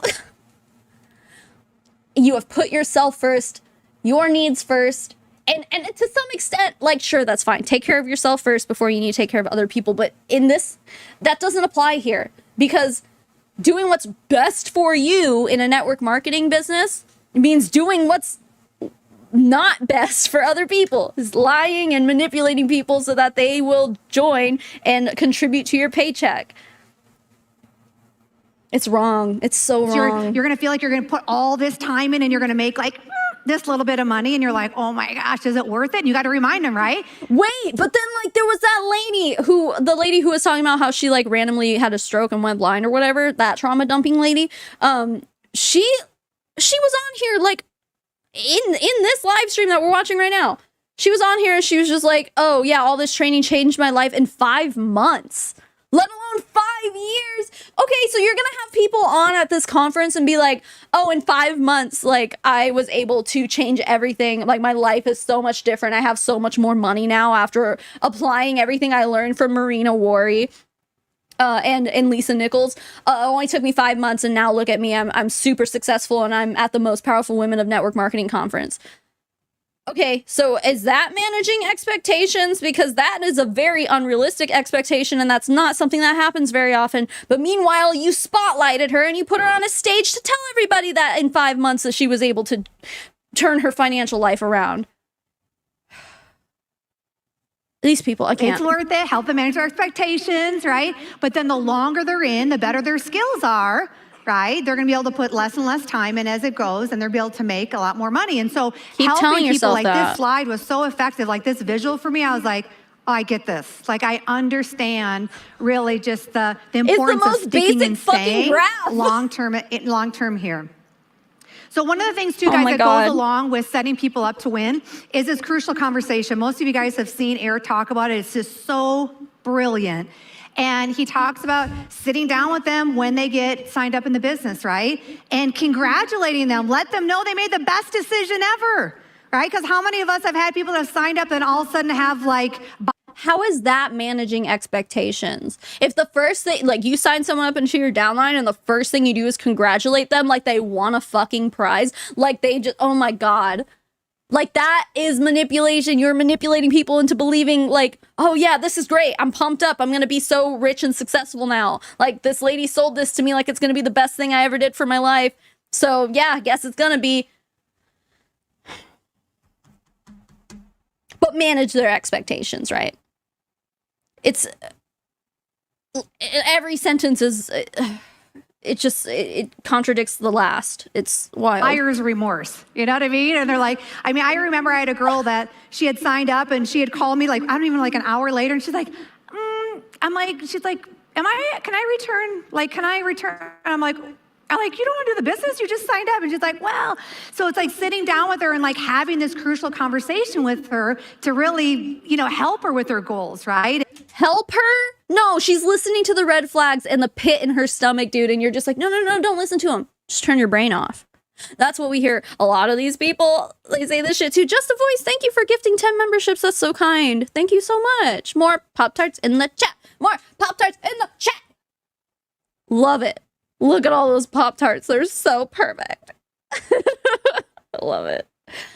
Yeah, no, this is not how to do it, dude.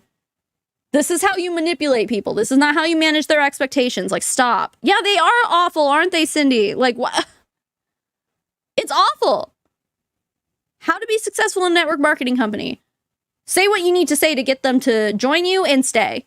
And help them become independent, and sitting down with them and talking about like, hey, I want to help you become independent, right? And getting them to agree on that and finding out how soon do you want to become independent, and let them share with you that, right? What that is, like how soon do you want that to happen? And really also, I think too, if you set those expectations and you set up that business for dropping relationship, 10 you can talk about memberships. We're gonna get even more Pop-Tarts in the chat. Wow. I love it. Thank you guys. You're all so nice. You're all so generous. Thank you. More Pop-Tarts in the chat. I love these 3 words because it's so important. It's like, hey, the only thing that I ask with us working together is that you're hungry, you're willing, and you're coachable. All my cats are gone. I ask. right? And helping them like get started in the business, right? The assignments could be part of like you're getting started, right? All of you guys have different systems that you use inside your company, and just finding out what actions that they're willing to take, right? To keep them moving through that process. But if you do kind of like those things that I shared, just and that conversation really, Sarah, thank you for joining. Could be a 20-minute conversation. But most people, they immediately just jump them into the action. And if you do, that's why so many of your people never actually launch. How many of us ever had people that like they never ever launched? They never launched because you didn't do the first part, right? The honey, you got to get the honey. That's a honey, right? That's the stuff that gets them, you know, that's sticky for them to keep them around long term. Oh, so thank you for the another fart part noises. of growing a team, guys, is the daily actions. And this is a really simple one, right? I know that Marina talked about the 3-3-3 method. I know Jenny obviously talked about some great stuff. Paula talked about some great stuff, right, today.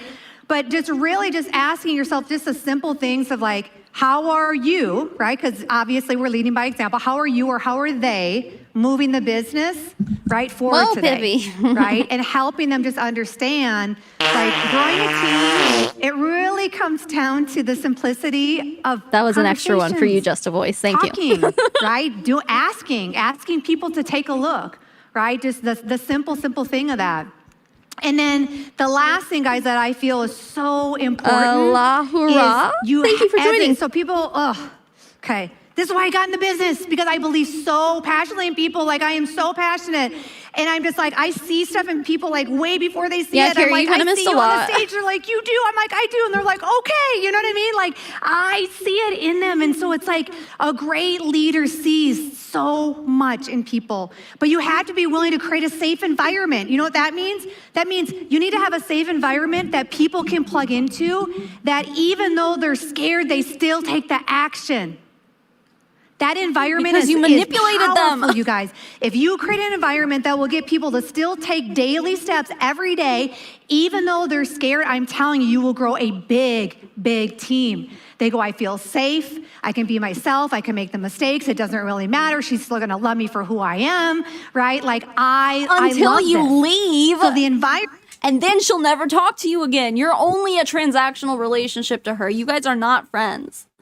She might be making this environment feel like an accepting and loving environment, but the moment you leave, you'll never hear from these people again. Environment that you create as a leader is everything, right? Also, as you're growing a team, never count them out. The one thing that I'm so proud of is that every time we have a big event for our company and people walk across the stage and we get a chance to celebrate them, and my husband and I are off to the side, like congratulating and talking with people, like I hear time and time again, is they're like, you never gave up on me.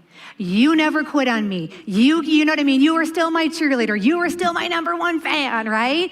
And that's the thing, guys, is that your people need to know that you're not going to quit on them, whether they produce or not, right? Whether they produce, whether they make you a penny, whether they don't get a sale, whether it takes them forever, like they got to know that you don't quit on them.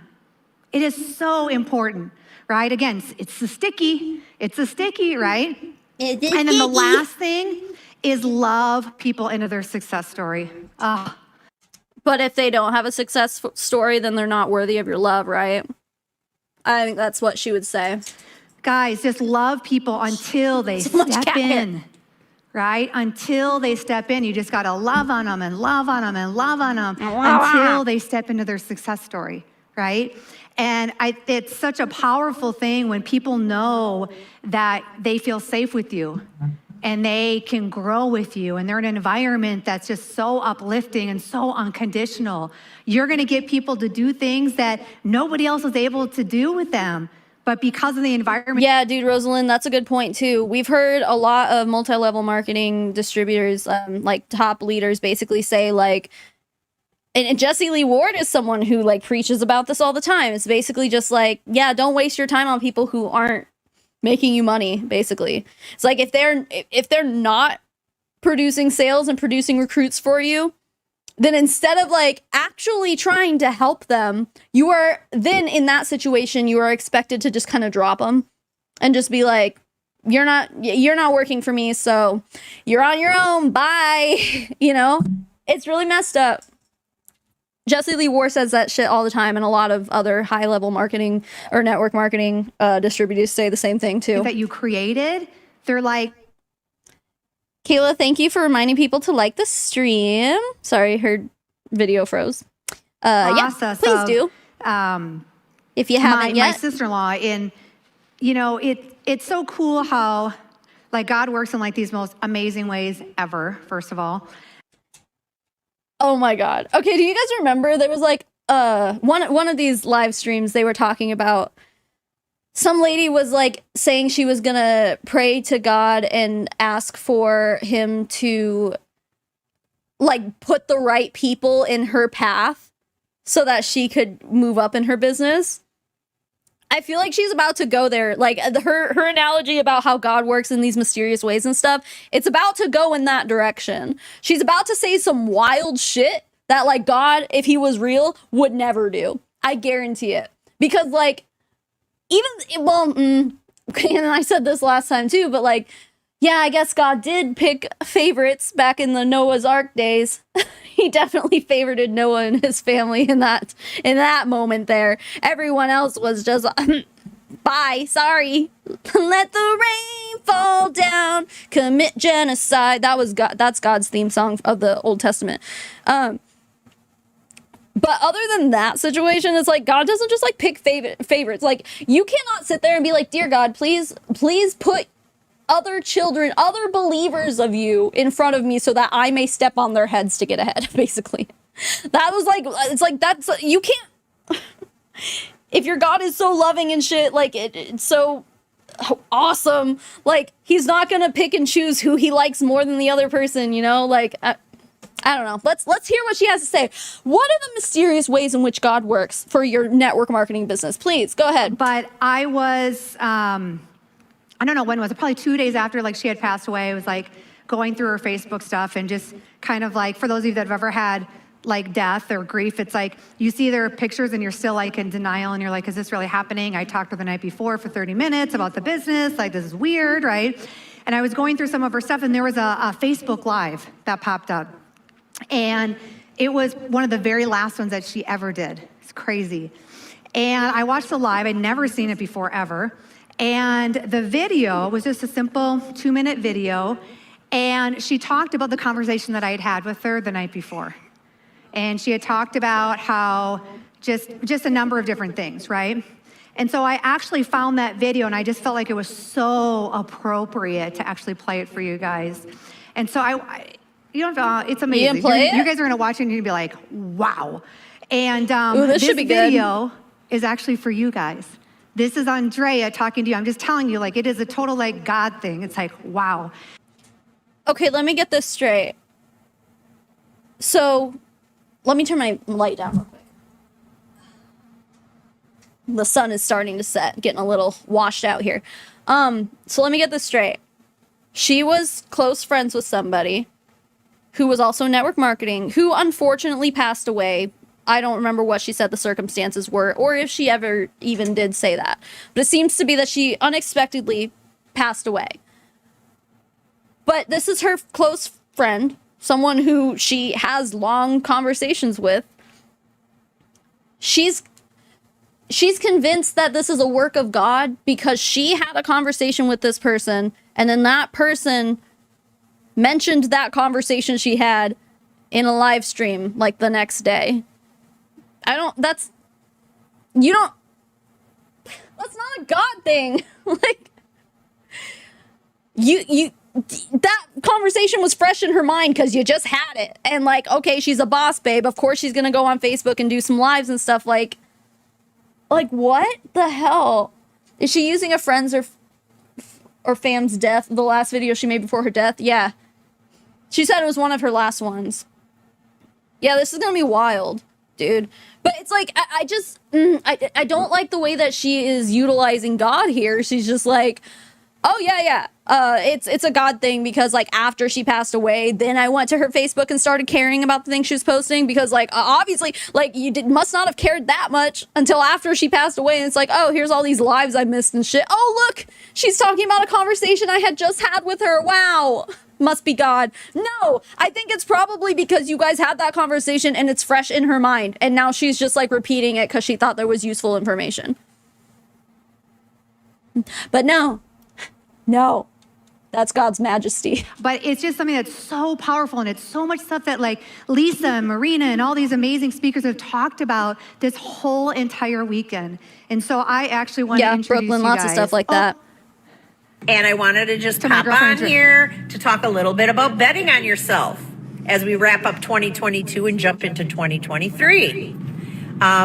Consider this your call to action. This is fucked up. If you can make the decision that you are worth betting on, your whole mindset is going to change. It may not be easy. Okay, like the fact that this is fucked up because this woman has passed away, and obviously this lady is now like, this video would not be playing at this conference if this lady was still alive, right? She's using this because she fucking died. Look at how inspirational she was when she was alive. That aside, the fact that she's like using, oh, you have to bet on yourself. That's not like a bet. A bet is a bet, right? Like it's not a for sure thing. There's odds stacked against you. Betting on yourself, like saying investing in yourself sounds better because like usually there's a return on investment, right? When you're betting on yourself, then now you're in a fucking casino. Probably not the best word choice. And actually, it will not be easy. Yeah, and she's driving. Because it's going to be a day-to-day thing that you're going to have to work on. Okay? You need to stop playing it safe. You need to get out of your comfort zone. You need to calculate the risks against the rewards. Why are there risks? If you're just joining a network marketing company because you like the products, then what's the risk? And all the time, these people are always just like, oh, there's no risk. There's a 30-day money-back guarantee, blah, blah, blah, even though we all know that usually those money-back guarantees are bullshit because who the hell is texting me right now? They're kind of bullshit because you have to pay for shipping, ship it all back. What the hell? Sorry, I'm trying to put my phone on silence. Okay. Yeah, it's all messed up. She's using a recently deceased friend / coworker instead of like, I don't know, using your own experiences. Right. This video, we would not be seeing this video if this woman was still alive. It's fucked up. All of it's fucked up. I just think it's really kind of not ironic. I don't know. It's just very telling that they're using the term bet on yourself, and now she's like weigh the risks. And it's like, oh, I thought you're supposed to be telling people that there are no risks in these things, you know? Yeah, exactly. Ov, right? That's what you said to call you? Or is it Ov? Ov? How do you pronounce it? I'm sorry. I already forgot. I remember you told me to just call you Ov, but I don't remember how to pronounce Ov. But, yeah, we'll exploit you even after death. Right. That's what, like, this is what you're signing up for. If you unexpectedly pass away and you are on your upline, whoever's team you're on, if you're an inspirational person, expect them to exploit you for their own recruitment purposes after your death. So, yeah. Okay. That is what's going to unlock the doors to success for you, and opportunities are going to start flowing in that you never would have imagined. It does take work to get into this mindset. Okay? You have to bet on yourself actively every single day. I've been kind of in a funk the past couple of months, and I was with one of my mentors over the holidays. Mentor? I hardly know her. And she actually said to me, "Are you okay? You seem like you're sad. You seem like you are not yourself." And I've been thinking about that. This is fucked up. And I need to start believing in myself. I need to believe in my abilities. I need to believe in my dreams. I need to believe in my potential. And coming on here is going to hold me accountable to that. Because this is going to be a commitment to my future. And your future too. Remember that betting on yourself is never a gamble. And the conversation I had. Betting on yourself is never a gamble, then it's not a bet. Just call it investing then. I know you all want to call it investing. Betting, there's risk. There's risk to betting. Your word choice is off, ma'am. Also, Demi, good point. Taylor Kirby selling paparazzi at a funeral. They love exploiting death. With my mentor, I think about it yeah, daily. This is fucked up. And it kind of, I didn't know that I was appearing that way. Yeah. Okay, Jada, this is, her friend who died. Her friend died. She went on her Facebook and found this video and was like, wow, look how inspiring this is. I'm going to show it to thousands of people at the Eric Worre conference or the Marina Worre conference. Like, what the hell? I'm kind of glad that the person who recorded this for us has not seemed that they asked her to turn her camera, because that means that we don't have to see this dead woman's entire face and it feels a lot less exploitative. Yeah, I guess so. Kind of, I guess, if you look at it that way. Yeah.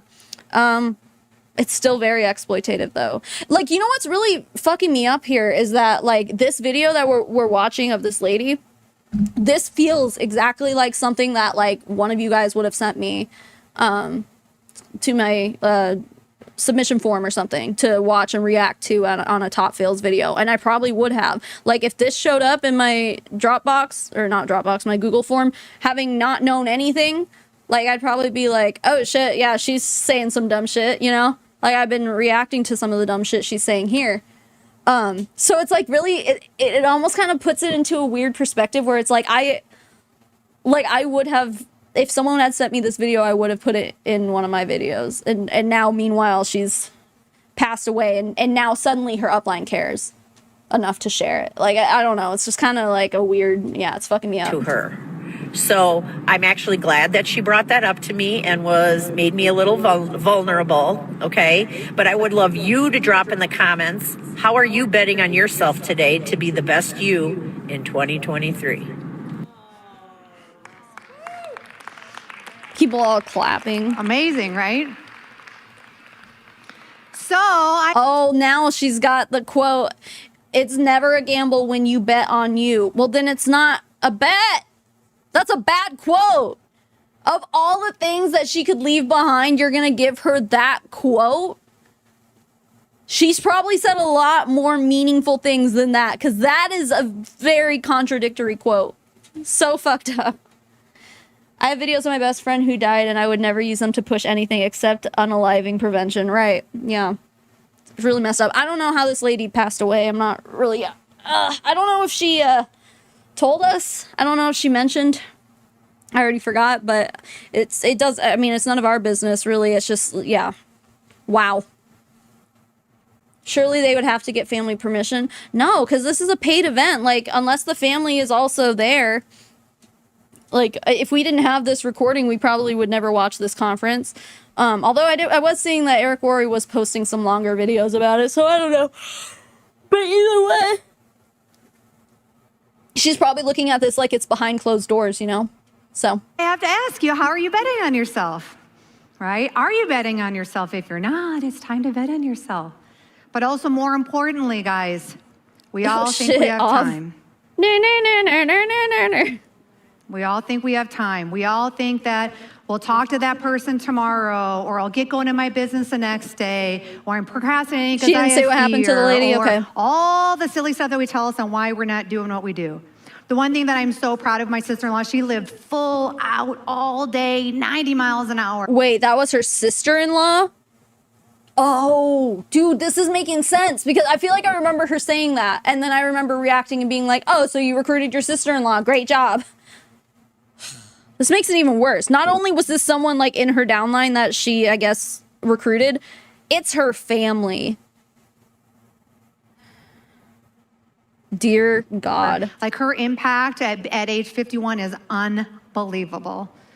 And so my biggest thing, guys, that I just want to share with you is, like, I shared with Lisa when I was sitting on there, I'm like, my chips are all in. Like, you got to make a decision, push all your chips in, like, let's do this together, let's go grow. Okay, so then it is a gamble. This, right? If you have chips and you have to push them into a pot, that means it's all or nothing. And if you lose, then you get nothing. That's a gamble. That's a bet. Great job. You're not making any sense. Alive. Andrea's like, go do something, guys. You're here, right? So I just want to close with this, guys. Yeah, is it's that I love the quote that she said is that she goes, it's never a gamble when you bet on you. So I'm going to encourage you guys, all of you guys, bet on yourself. I love you. I appreciate you. And thank you so much for having me. Great job. Fantastic. Yeah, give her that standing ovation for exploiting her passed away sister-in-law. Like, what in the world? You found her obituary? Holy shit. That's so weird that she called her her mentor. Oh, yeah. The mentor I hardly know her thing. Yeah, that's her sister. Like, she's like, that's my sister-in-law. She's my mentor. Ew, weird. Sister-in-law, I got a little teary-eyed back there because, you know, yeah, we're all not crying too because that was so fucked up. Thank you for sharing your hearts. Lots of hearts in the chat. Thank you. So I want to see some takeaways for this today, yesterday, but mostly today. Shit. What was your takeaway? I'll select 2 people online, 1 in the audience who wants to share. Oh, wow, your hand went up. What's your name, lovely? Wow. Jordy. Can we get a mic for Jordy? And then I want to select 2 people online who wants to share. I see Susie in room 8, Niskawi. And then let me see who else wants to share. Wave your hand if you want to share. Wave your hands in the air.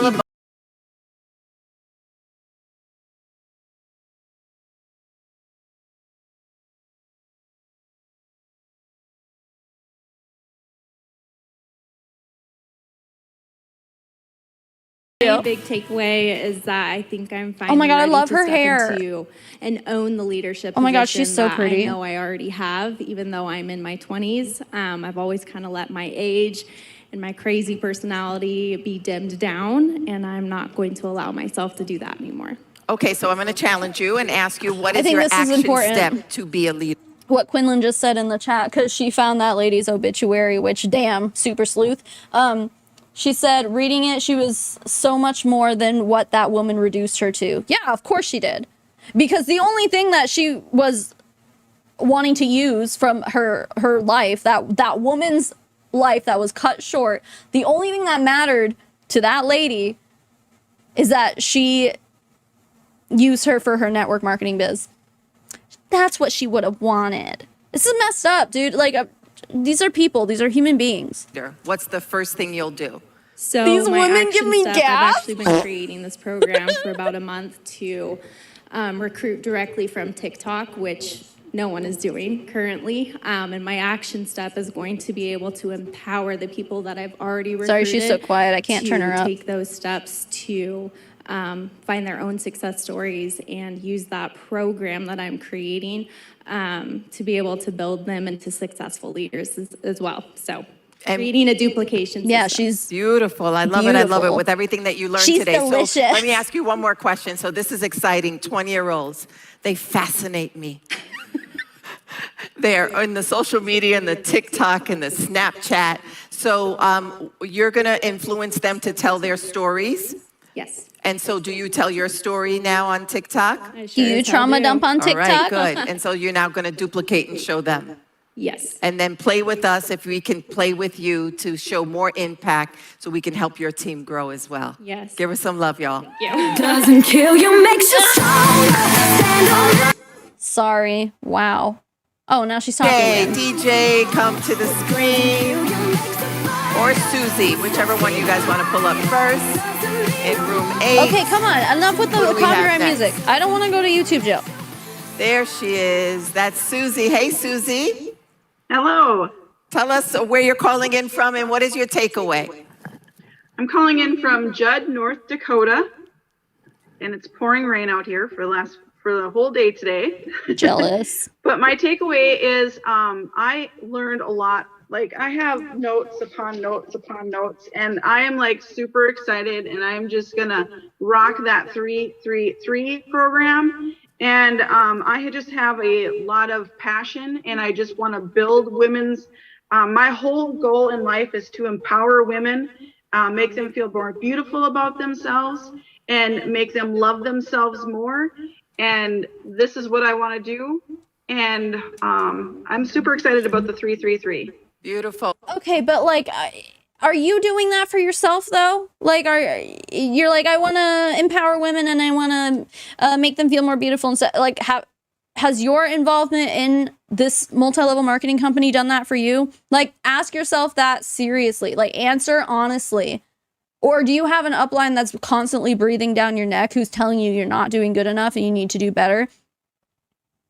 Like, I don't sit here and be like, oh yeah, I'm just like constantly surrounded by powerful women and like no one, like, I mean, if anything, it's all toxic positivity. It's like, it's, there's no way. I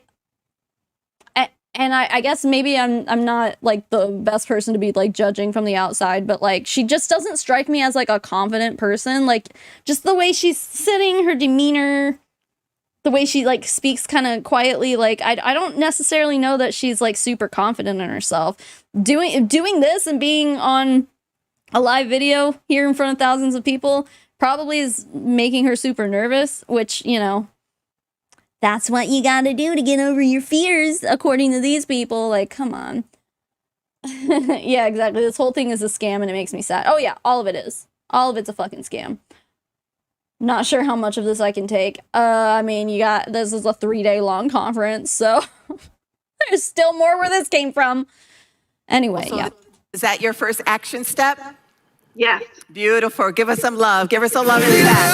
Thank you, Cindy. Shut up. Holy crap.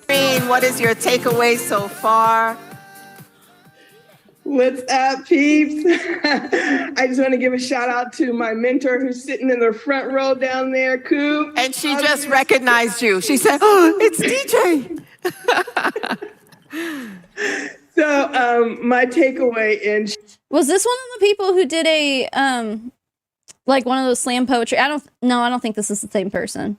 There was someone who looked like this person who was like doing slam poetry. She is the one that made me realize that I have a story. I never believed that oh God, here we go. I was a true person. Like what did you think you were, a lizard? I always thought that this was a simulation and I was just in a really bad game of The Sims. Which isn't, you know, I mean, I would say that's a more likely alternative than like the whole creationism thing, but you know. That I had a story, that I had something that somebody could look up to, and I do. And so now my action step is to tell my story as often as I possibly can, learn how to tell it to where I can touch someone's heart. Like, is this lady crying? Like I know the one who's talking is kind of tearing up, but like is this the upline who she was just like, oh yeah, she recognized you. Oh, look at, she's so proud. Look at how hard I manipulated this person, and now look at who they've become. God. Oh, is it frozen? Yeah. Tomorrow. Okay. Right? But I have a story, and it's never too late to tell that story. And to believe in myself like that my story is going to sobbing. come across the way I need it to come across, to touch someone's life like you guys have touched mine. Beautiful. I got it. You got it in you. Oh my God. All right, come on. It's so loud. Share their takeaway. It's not necessary. And then I get to pick as well. Young lady here, what's your name? Hello. Hello. Hello. Speak Spanish. Okay, we'll have a translator. Wonderful. Thank you. Okay, my name is Lady. I'm from Colombia. Y bueno, mi mejor experiencia, lo que más me ha encantado de todo Okay, este check espacio out tan this maravilloso chat. en estos 2 días. Carrie Dolly here is talking about the 333 method. I think that first person they had on the screen was saying that she's so excited about the 333 method. Every time I hear this, I'm like, this is too much. Like, how are you not chasing people away? But anyway, here's what it is. 333 method. Choose a person on social. And when they say a person, you're supposed to do this for multiple people every single day. Excuse me. For 3 days in a row, comment on 3 of their posts, like 3 of their posts, and respond to 3 of their stories. 3 freaking, excuse me, 3 freaking DMs I feel like I have to burp like really bad, but it's like stuck right here. It'll come out eventually. 3 DMs in 3 days. And it's so messed up because like you're basically, the idea is that you're trying to make these people think, like you're picking random people on social media and you're trying to make them think that they actually see something in you and they actually care about you and they actually like think that you're great. They actually think that you have an interesting profile and you're worth following. No, they're only doing that for 3 days. And when you don't respond to them, they fuck off and they go to the next person. They're trying to make you think, hey, I could be your friend. Hey, we could have a genuine connection here. I could be your friend. And what's really going on is that after 3 days, if they don't like hit you up and be like, oh yeah, so what do you do for work? You know, if you try to pitch them the opportunity and they don't take it, they fuck off and go to the next one. You never meant anything to these people. That's why the 333 method is so fucked up, because you are actively manipulating somebody into thinking that they give a shit. And they don't. Yeah, love bombing. Yeah. That's a pretty good way to put it. That's pretty much what it is. And if after 3 days that love bombing hasn't paid off, they just fuck off to the next person. And they do. So, I mean, it says here, do it for as many people per day as would help you reach your goals. Okay, that's not very specific. If my goals are to be at the top of my company and the top 1% at the top rank of the company, how many people do I have to do that to every day? Do I have enough time in the day to do that? I don't think so.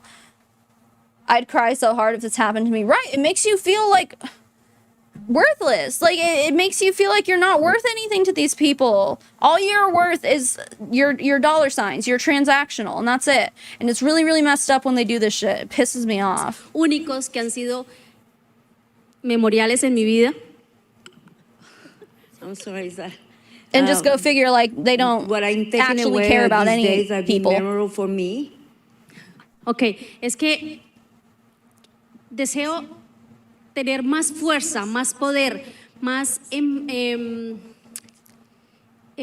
la valentía de que las mujeres podemos lograr grandes cosas cuando nos enfocamos en trabajar primero en nosotros antes de querer impactar a ellas. Pienso que primero debemos trabajar en nosotras para poder generar una influencia positiva sobre ellas.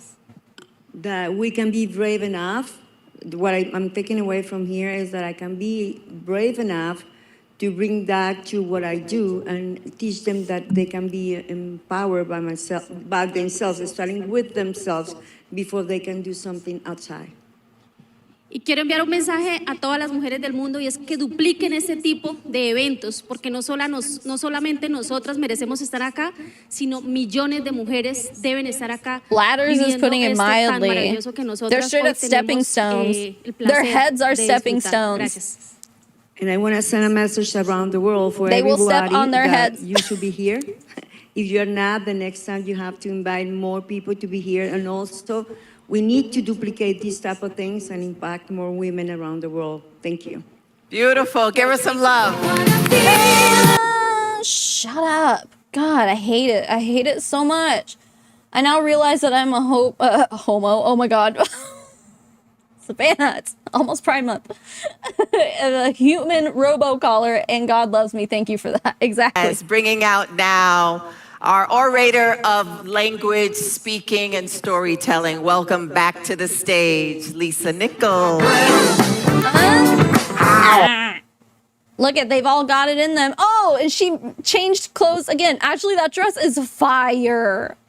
Fire. It's so pretty. Are you kidding me? Okay, she's killing it in that dress. The belt, I'm not sure about. The belt thing, why her and Marina Warrior are just like, belts? What is this, 2004? I used to wear like big chunky belts like that in high school. So what is going on here? How can she lose? What stop it. Shut up, Lisa. Stop. Oh, now she's singing. All right. Yeah, turn it down. Not quite 36, but it's well worth the extra inches. I'm so excited, so excited, so excited. I love this part. I love all of it. Can you guys I love tell? this part. Like, I trained for this. I train my body, I train my mind. I'm gonna speed this up I'm a little in bit. a Hold on. season now where honestly, I said it on day one yesterday, the day before that on day 0, I don't want to be Michael Jordan anymore on the court of speaking. I'm not interested in being the best of the best. When they first started calling me a GOAT, I was like, why would y'all call me a GOAT? That is so not nice. I was like the last person to know what a GOAT was. I was like, a GOAT? That is not, I just didn't know. And because I never would say that about myself. Like I've never gotten into any business to be the best. I love what Marina said. I got in everything I've ever done to be the best version of me. So I don't work in competition, I work in compliment, because I believe that my greatness will complement with your greatness when we both give our greatness permission to come out. Flat out indoctrination, yep. It's a small thinking process. Unless you're a sports person, then it's just a way to challenge yourself. So I don't work in the spirit of competition, which is why when the ladies and the men that come in as my students, I go, share the stage with me. It's whatever. Everybody got their light. Like, what's for you, no one can take. What God has for you cannot be taken by anybody else. And if it's not yours, you will never have it because it wasn't meant for you. So don't spend any time counting. Nah, I think that dress is so pretty. Make sure you grow what you do have. And so I'm just excited. I'm in the season where all I want to do is help as many people as possible shine bright as possible, so I can. On her, like I would never wear it, but it looks great on her. When I'm standing over there watching them, I am just like a proud mama bear. Like, yes, knock it out, be better than me, way surpass me, take it. I know some of them in 10 years, 5 years, 3 years from now, they're gonna be like, I'm gonna be like, okay, show me how to do that. And I love that. So I'm excited for those of you who have already said yes and you're jumping in. We're gonna go further, faster. I'm gonna tell you, I come for your transformation. And we can use speaking as the tool, we can use speaking as the topic, but I'm coming for your total transformation. Like long before I was a speaker, she's really into it then. All I did was transformational training. That's all I did. So now that I focus on language, I can't exclude the transformation in it. Because when you heal more and when you have access to more of you, then you can serve up more of you to us. And when you know it's safe, and the way you know it's safe is you have someone that's 10 to 20 steps further than you, take you 10 to 20 steps further than you've gone. Like, that makes sense. And so while we can say it's speaking, sign up for the speaking and just get everything else. So I'm just excited. I'm excited to watch you be here. We get it, you're excited. Can I teach you another technique? And I'm totally like going all against and away from the stuff I had. Technique. Some more. So may I do this?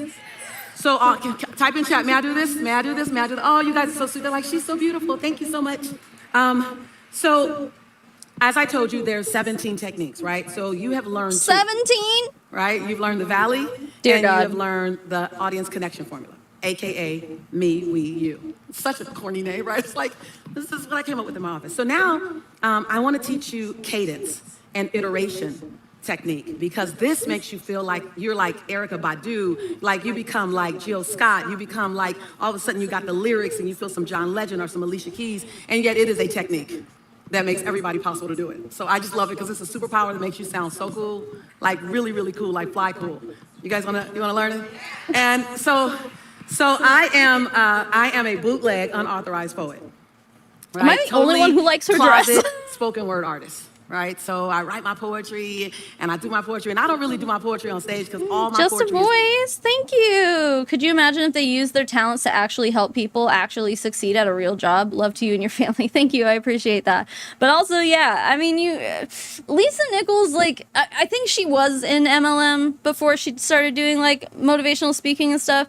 But I feel like her talent, I guess, like probably is utilized in other industries and not just network marketing.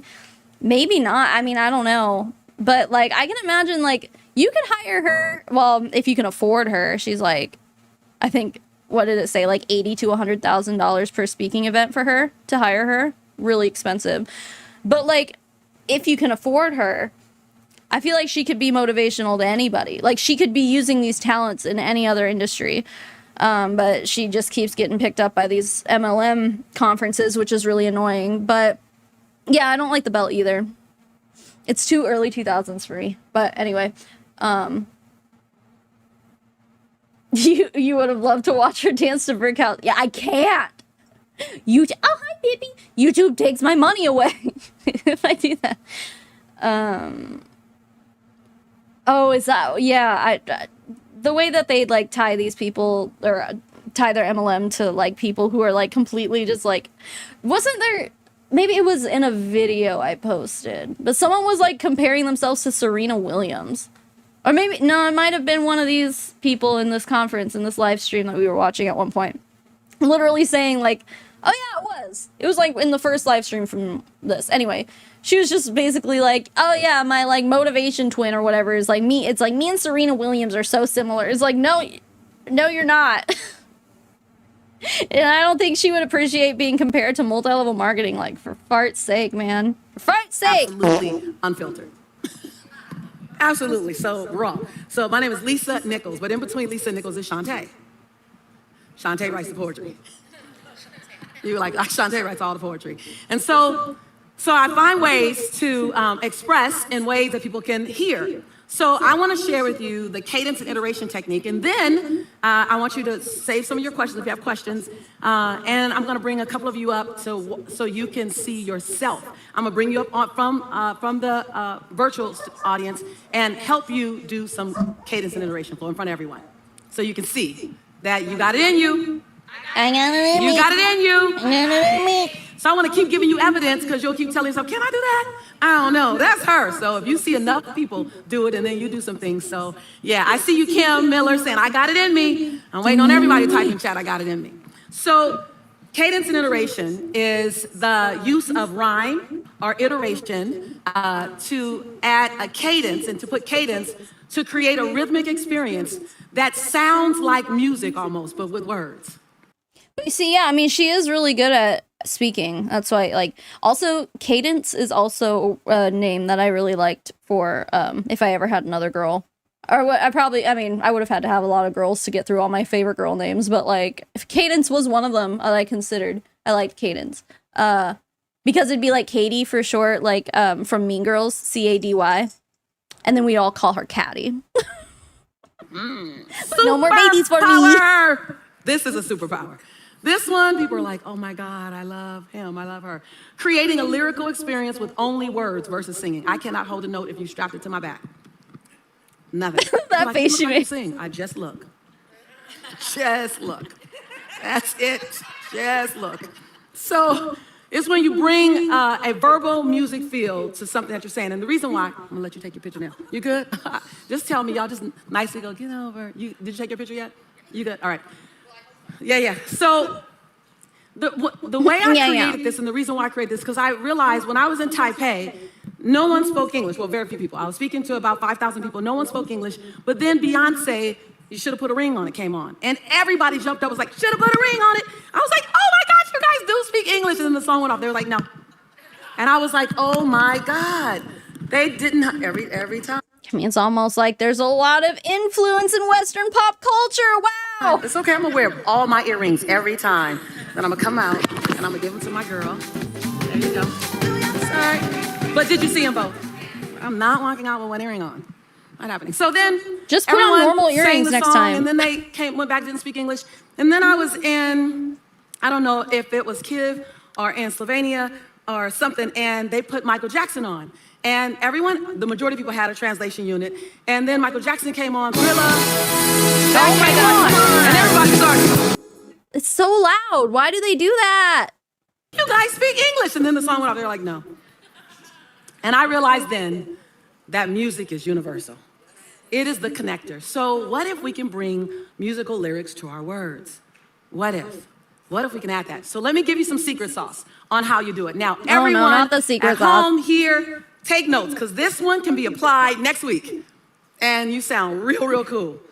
So iteration and cadence is about taking words and creating a rhythm with your words, right? So you can take a word that starts, you can just use S's. Show, sing, shine. You could just use S's. You could just use P's, right? So if you want to work with the beginning of a word. That's alliteration, yeah. So this first one says, for it, stand for it, fight for it, pray for it, play for it, live for it, sleep. Got it. Literally, Sparrow came up to me after, like, I picked her up from school a few weeks ago, and she was like, I know what alliteration is. I was like, oh yeah, really? And then she like told me what she learned what alliteration was in school. She was in first grade. We know what, well, it says iteration. Maybe like the for it isn't so much alliteration, but like the P words would be perspective. Like that's all alliteration. Whatever. In general, this is shit that my first grader learned. So, wow. Wow, we're learning shit that we learned in first grade. Wow. For it, breathe for it, work for it. Now, you can't just say that on stage. You got to put your words in between, which is what you guys are going to do in a minute. Or you can use P's, S's, TH, Pee poo poo. ION, TION. I love the shuns. So all you do is choose words and then build a conversation that includes those words. Let me give you an example. Education, preparation, dedication. Those are all words, right? What? Yeah, those are words. Great job. What does it Education, mean? preparation, motivation, with the dedication to my community. Public speaking is my occupation. School of Hard Knocks is my certification. People of color, my orientation. Okay, but not all of that makes any sense at all. And like, see, exactly like we're always saying, it's all word salad. Like none of it actually means anything. And she's basically teaching us how to do it now. Here we go. Now we're really learning how to be successful in network marketing, how to say a bunch of words that actually say nothing at all. Yes, folks, you can speak. Bug! There's a bug flying around my face. Later for clarification. I speak bold, I speak strong. I am three wrapped in one. Malcolm X's desire for cultural liberation, Martin Luther King's yearning for total liberation, and I do it all with a smile, with God's motivation. There's a great mother figure wrapped around my tongue. She helps clarify the 3 in 1. She leads me, she guides me, she lets me know which way to go. Beside all of my 3 in 1 sits Dr. Maya Angelou. I'm Lisa Nichols, and I am on my way. I wrote this. It's giving Dr. Seuss, yeah, a little bit. So that's why I am on my way. Listen closely, you will hear me someday. For I represent the strong women of color that are here to stay. Okay, honestly though, like she would make a really good rapper. Like she knows words. She knows how to, I don't know. She says she doesn't know how to carry a tune. She doesn't know how to sing. You don't have to know how to sing to know how to rap. Like this chick could have a fire rap career. She really could. I wrote that at 21. Right, I wrote that at 21. Now, I didn't know it was called cadence and iteration flow because I made that name up years later, but I was already doing it. So remember when I told you I took like my green natural eggs and ham. skill set I do not like them, Sam. So now I want you to look at what can you say? How can you start something? I'm going to take one person from virtual and one person here that can pick the words and just put words in between it. Let me do the forwards for you. So when it comes to your dream, are you willing to stand for it? It's gonna get hard, so you may have to. You may have times when nothing else works, so you better be ready to fight for it. And in everything you do every day, get up and for it. You see how you just did that? Like all you do is put some words in between. If I was in this audience, I would just stand up and fart. She's like, and now what comes next? And here I am. And they're like, that was beautiful. All toxic positivity here. We don't ever say anything negative. Savannah, that was a beautiful fart that you just let out of your butt. I didn't know what that was going to sound like, but it was called Force It Out. One more time.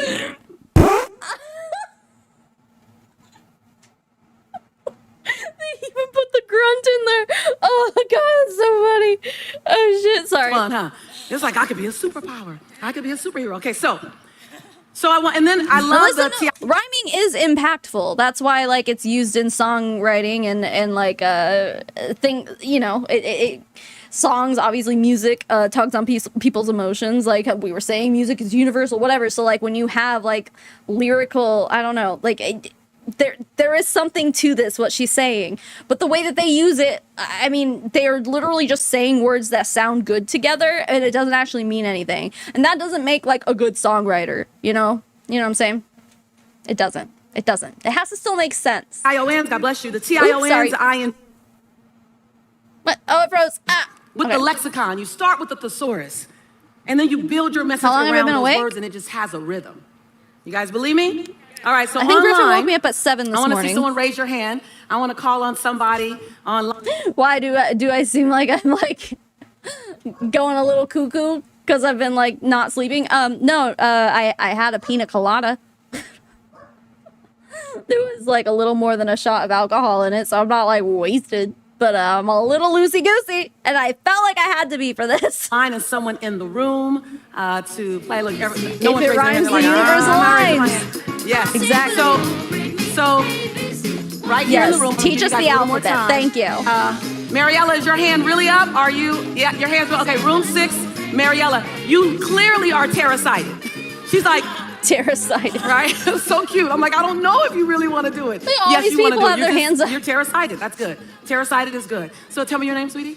Rebecca. All right. So Mariella and Rebecca will do it. So, Patty, so stop Mariella, can we waving. bring Mariella on the screen? But can we make sure, Tanya, that we share She just had her heart the broken. screen with Mariella so she can see we split screen so she can see the list of names. Now, I want you don't have to use every word there. Give me about 5, but build some context around it. And listen, it's gonna start out clumsy.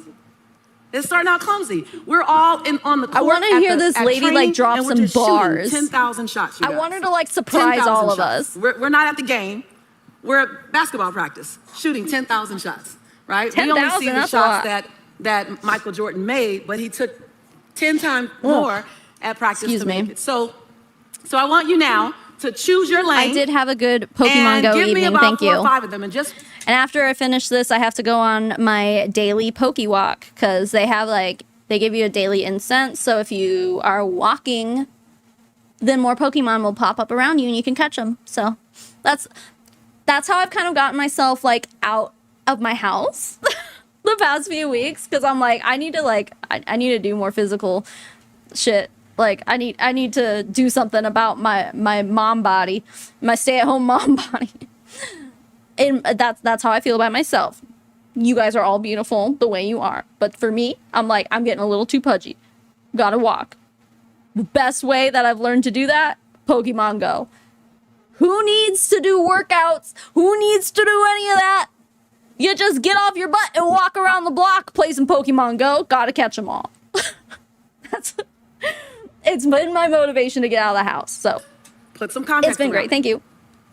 Whenever you're don't ready. say cheesecake to me, Quinlan. How Wow, dare you? I just- I'm watching my okay. cards. I know.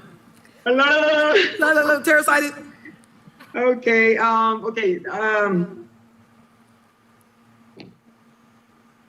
You have to. Okay. Let me see if It's on the screen with you as well. I think it's on your screen too. Okay. So, yes. Okay, You okay. got a cheat sheet. Yes. Okay. I can use that example. Okay. Great. First, you have to decide for it so you can feel it. And you feel it, then you can do it. And if you can do it, you can visualize it. If you can visualize it. Wouldn't you want to visualize it before you do it? Why would you do it and then visualize it? You don't have to try to visualize something if you've already done it. Then you can just see it. You can share it. You can share it. She's just reading shit off of this list. If you stand for it, then you can fight for it. If you pray for it, you better be ready to play for it. That's all she had to do. She's just reading words. You can duplicate it, and then you can transform it to many dreams to come and to many lives to change. And They're like, oh, wow, you killed it. No, congratulations. You read some words that were on a screen. Great job, ma'am. Mariella, I think is what it says her name is. Great job. You read some things today. Isn't that good? Ooh, it's just, yes, that's it. Yes, and yes. Thank you, Lisa. Thank you. It's always been a dream to have some coaching with you, and now this is a blessing. And amen. This is a very difficult time for me personally. So this is my heart was going to pop off the screen. I'm telling you Amen. guys, Well, you dude. did it, and guess what? You now have that skill set. I mean, if you're into Pokemon Go, if you think it's a fun game, absolutely use it to get your ass out of the house. If you need any motivation at all and you like the Pokemon Go game, it's really the best, it is the best motivation for me. Because, otherwise, if I'm just, walking around my neighborhood, I'm like, whatever, I've seen these houses a million times. Oh, look, there's a Pikachu. Then it makes it more exciting. Know what it's like. We're together. I hope that you are doing everything to jump into Impact so we can have much more time together. Because if you can do that after 5 minutes of me coaching you on one technique, honey, after 2 days. So give her another round of applause. So delicious. That's exciting. Shut up. Not exciting, terror-citing, remember? This is a technique. This is a technique. Some of you, raise your hand if this was you. You thought each technique, oh, it's gonna take me weeks to learn each one of those techniques, right? And it's not. Like the Valley technique is robust. We just did the top part of that. That is robust, but that's also your moneymaker. That one right there is gonna grow everything that it touches. So it takes a minute for that, right? And then the me, we, you, the audience connection formula, that literally, you can have that down by tomorrow morning. You're already doing it. I know, calcium. Try to get a little bit in before we go. And then, I don't know where you live, but in Phoenix, it's hot as hell, dude. Hot as hell. Well, actually, like, we haven't even really hit 3 digits yet. Usually by now, we're, like, it's 100 degrees. But actually, I was just, like, looking up my weather, and I didn't even end up looking at it. Actually, the next few days, it's only going to be in the 80s. What? Arizona, are you broken? Are you okay? Actually, this is really surprising, because usually by now, it's, like, 100, 105, like, every day. But, we got 87 as a high tomorrow. It's going to be the perfect Pokemon Go day. Maybe I'll actually, like, go somewhere. I don't know. But yeah, yesterday when we were playing Pokemon Go, like, we were only able to walk for maybe, like, 30 minutes because it's so hot. It's so hot, dude. You get so sweaty and gross. But hey, in other places, summer is nice in other places, I hear. But here, it's just like, nope. this, literally, Mariella just showed you. Just read and then put your conversation in between. And she didn't even read it. She came up with her own. Like, go, girl, go. All right, tell me your name. Rebecca Whitman. Rebecca. So Rebecca, can you see, okay, you got the list in front of you. So you can use this, or you can go somewhere else with it, go wherever you want to go. Okay. Before I came to the most powerful women in network marketing event, I didn't know that my purpose was to tell my story. I had almost given up, and then I realized that I needed to add more persistence in my life. I wasn't prepared for all the aha moments. You probably would just say, I need to be more persistent, instead of saying, I need to add persistence to my life. Listen, I know you're a noob to all this wordplay linguistic shit, but like that wasn't it. It's an epiphanies that I had this weekend, but I found my passion that I thought I had lost. And I know that I lacked patience, and that all success comes with passionate patience and persistence. And I'm no longer gonna ask myself permission to step into my story and my greatness, because I've got it in me. No, but like, see, when it's hot, like Phoenix hot summer temperatures, like, literally kills people. So like, at a certain point, it's like, it's not about perception anymore. Especially in Phoenix, like, it gets to the point where, like, you go outside and you die. Like, I laugh about that, but it's true. People laugh, like, all the time. Is she singing? Yeah. Okay. Isn't that exciting to go, oh, okay, I could just make my list of words and then build the conversation around. You guys type in chat how that felt to see. She said, you ladies nailed it. Right, mind blowing, knocking it out of the park. So good. That's what they're typing. Magnificent. Heart. Those were fire, right? And you see how when you're listening, people don't even know why it feels so good. It just feels good. It's just a Sorry, flow. I'm trying It's to why see if I have music anyone feels to good. redirect It's to. why poetry feels good. We're going to be coming up on the end here soon. It's rhythm. Finally, And this live stream's you may been not long. think that you can do poetry or you've ever done it before, but when you do this, and you start playing in this way, all of a sudden you realize, oh my God, I got the world, I got so much available. Now this is this, right? So now I want to take a couple of questions. And then if there's not a whole lot, I want to give you another something. I got so much to give you. I know, I'm like, I got so much to give you guys. So any questions?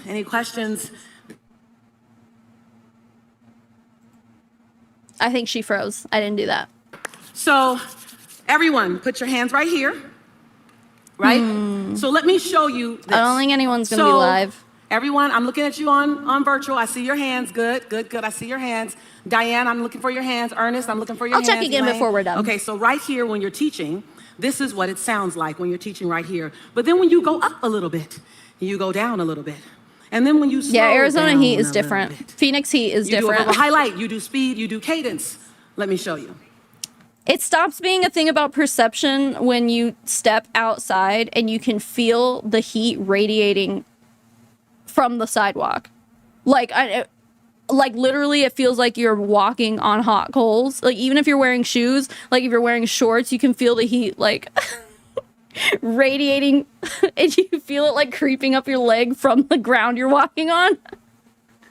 Yeah, it's not about perception anymore at that point. At that point, it's like, you need to get inside or you are going to get heat stroke and die. And people be doing that, you know? Play with me. An incy bitsy spider. Ma'am, So what watch are we this. doing here? An Come on. incy bitsy spider right up the water spout. No, you're not doing the Right? thing. So now whenever I do this, I'm gonna do this. Okay, so you guys can stop pianoing. I'm gonna do this. And when I do this, your voice goes up. When I do this, your voice goes lower. But don't go bass, just go lower. I call it bottom of the belly. I can't turn her up right? any higher, sorry. When I do this, you go faster. The incy wincy spider, go up the water spout. Down came the rain and washed the water out. Wash Right? the So water there's two out? ways You don't can even go. get the Go spider highlights song right. Or speed. I'm just gonna turn myself down. All of that adds texture to your message. So when you Texture to feel your flat, message. it's because you're right here in the middle of the keyboard and you haven't moved, right? So I'm gonna go here, I'm gonna go here, I'm gonna go here, I'm gonna go here, I'm gonna go pacing. This means what? How? This means what? This means what? And this must mean what? Okay, you guys got that? Everyone got that at home? This means higher, this means lower, this means faster, this means slower, this means standard. So if you find yourself losing your Are we voice a about lot, to it's do a little because exercise you're speaking here? at this space too long. One of the things, Sarah, where's Sarah? Sarah, I was in the back, of course, I'm coaching you already, and I was saying I'm gonna show her how to sit here, so when she goes here, it spikes more, because you don't live here, you live right here. But there's so many levels, and you They have a have great paid voice thousands range. of dollars to sing And so I'm children's excited to show you songs. the distinction between them. That's It's almost funny. like learning all the levels that you That's have. true, and she's not even learning all getting the pacing words that you right. can go to. And then you can have the same message, but it sounds so much deeper because you made it play good. You see that? All right, so Jack and Jill went up the hill, right? For some of you may not know that nursery rhyme, but we'll do No, I another think one as most well. of us Jack do. and Jill went up the hill to fetch a pail of water. Jack fell down, broke his crown, and Jill came tumbling after. Okay, so very flat, except for when you do it like this. Jack and Jill went up the hill to fetch a pail of water. Jack fell. Oh no! It's pausing in the middle of this very important performance of a nursery rhyme. Come on, what are we doing here? What are we doing? I didn't pause it. This isn't my fault. What's happening? Oh wow, this is really, really paused, huh? Oh my gosh. Like, okay, I'm like skipping through it now. I guess we're not meant to hear the Jack and Jill song. Is this just the end of the... Okay, no, it's definitely still playing. Did this whole thing just get frozen? Oh, wait. She's coming with me. She said, leave the housekeeper a tip. I skipped like 3 minutes ahead because it was just like buffering that whole time. That was weird. Anyway. I said, well, I don't know what she's talking about now. Why am I giving her a tip, Grandma? I just did all her work. She said, don't be a smart. Leave her a tip. So I leave her about $3. She said, you make a lot of money. Leave her more. I'll dig a little deeper. Moshe laughing back there because she knows my grandmama, and she will be spicy. You make a lot of money, and someone had to tell you to tip somebody? Why are you so stingy? That's rude. All day long. So I leave a 10. And I said, Grandma, just out of curiosity, why? Even the did I broadcast make was tired of her wipe out life. the sink base and leave a tip? She said, because you're great. Oh shit. Wait, that was the end? Well, that was the end of the video we have. Wow. Yeah, okay. So I guess that's a perfect place to end it. It's been almost 4 hours, y'all. Like, what are we doing here? Why are we still here? Just to suffer.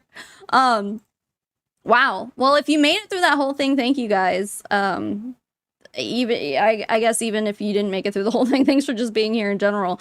Yeah, so we have so that was the end of day 2, and I have more from day 3. Let me see. I'm not really sure how many. There's probably 2 more videos from day 3. Let me see. I'm pulling up what I have right now. Hold on. Please hold, please hold. No, not drafts. No. Give me a moment.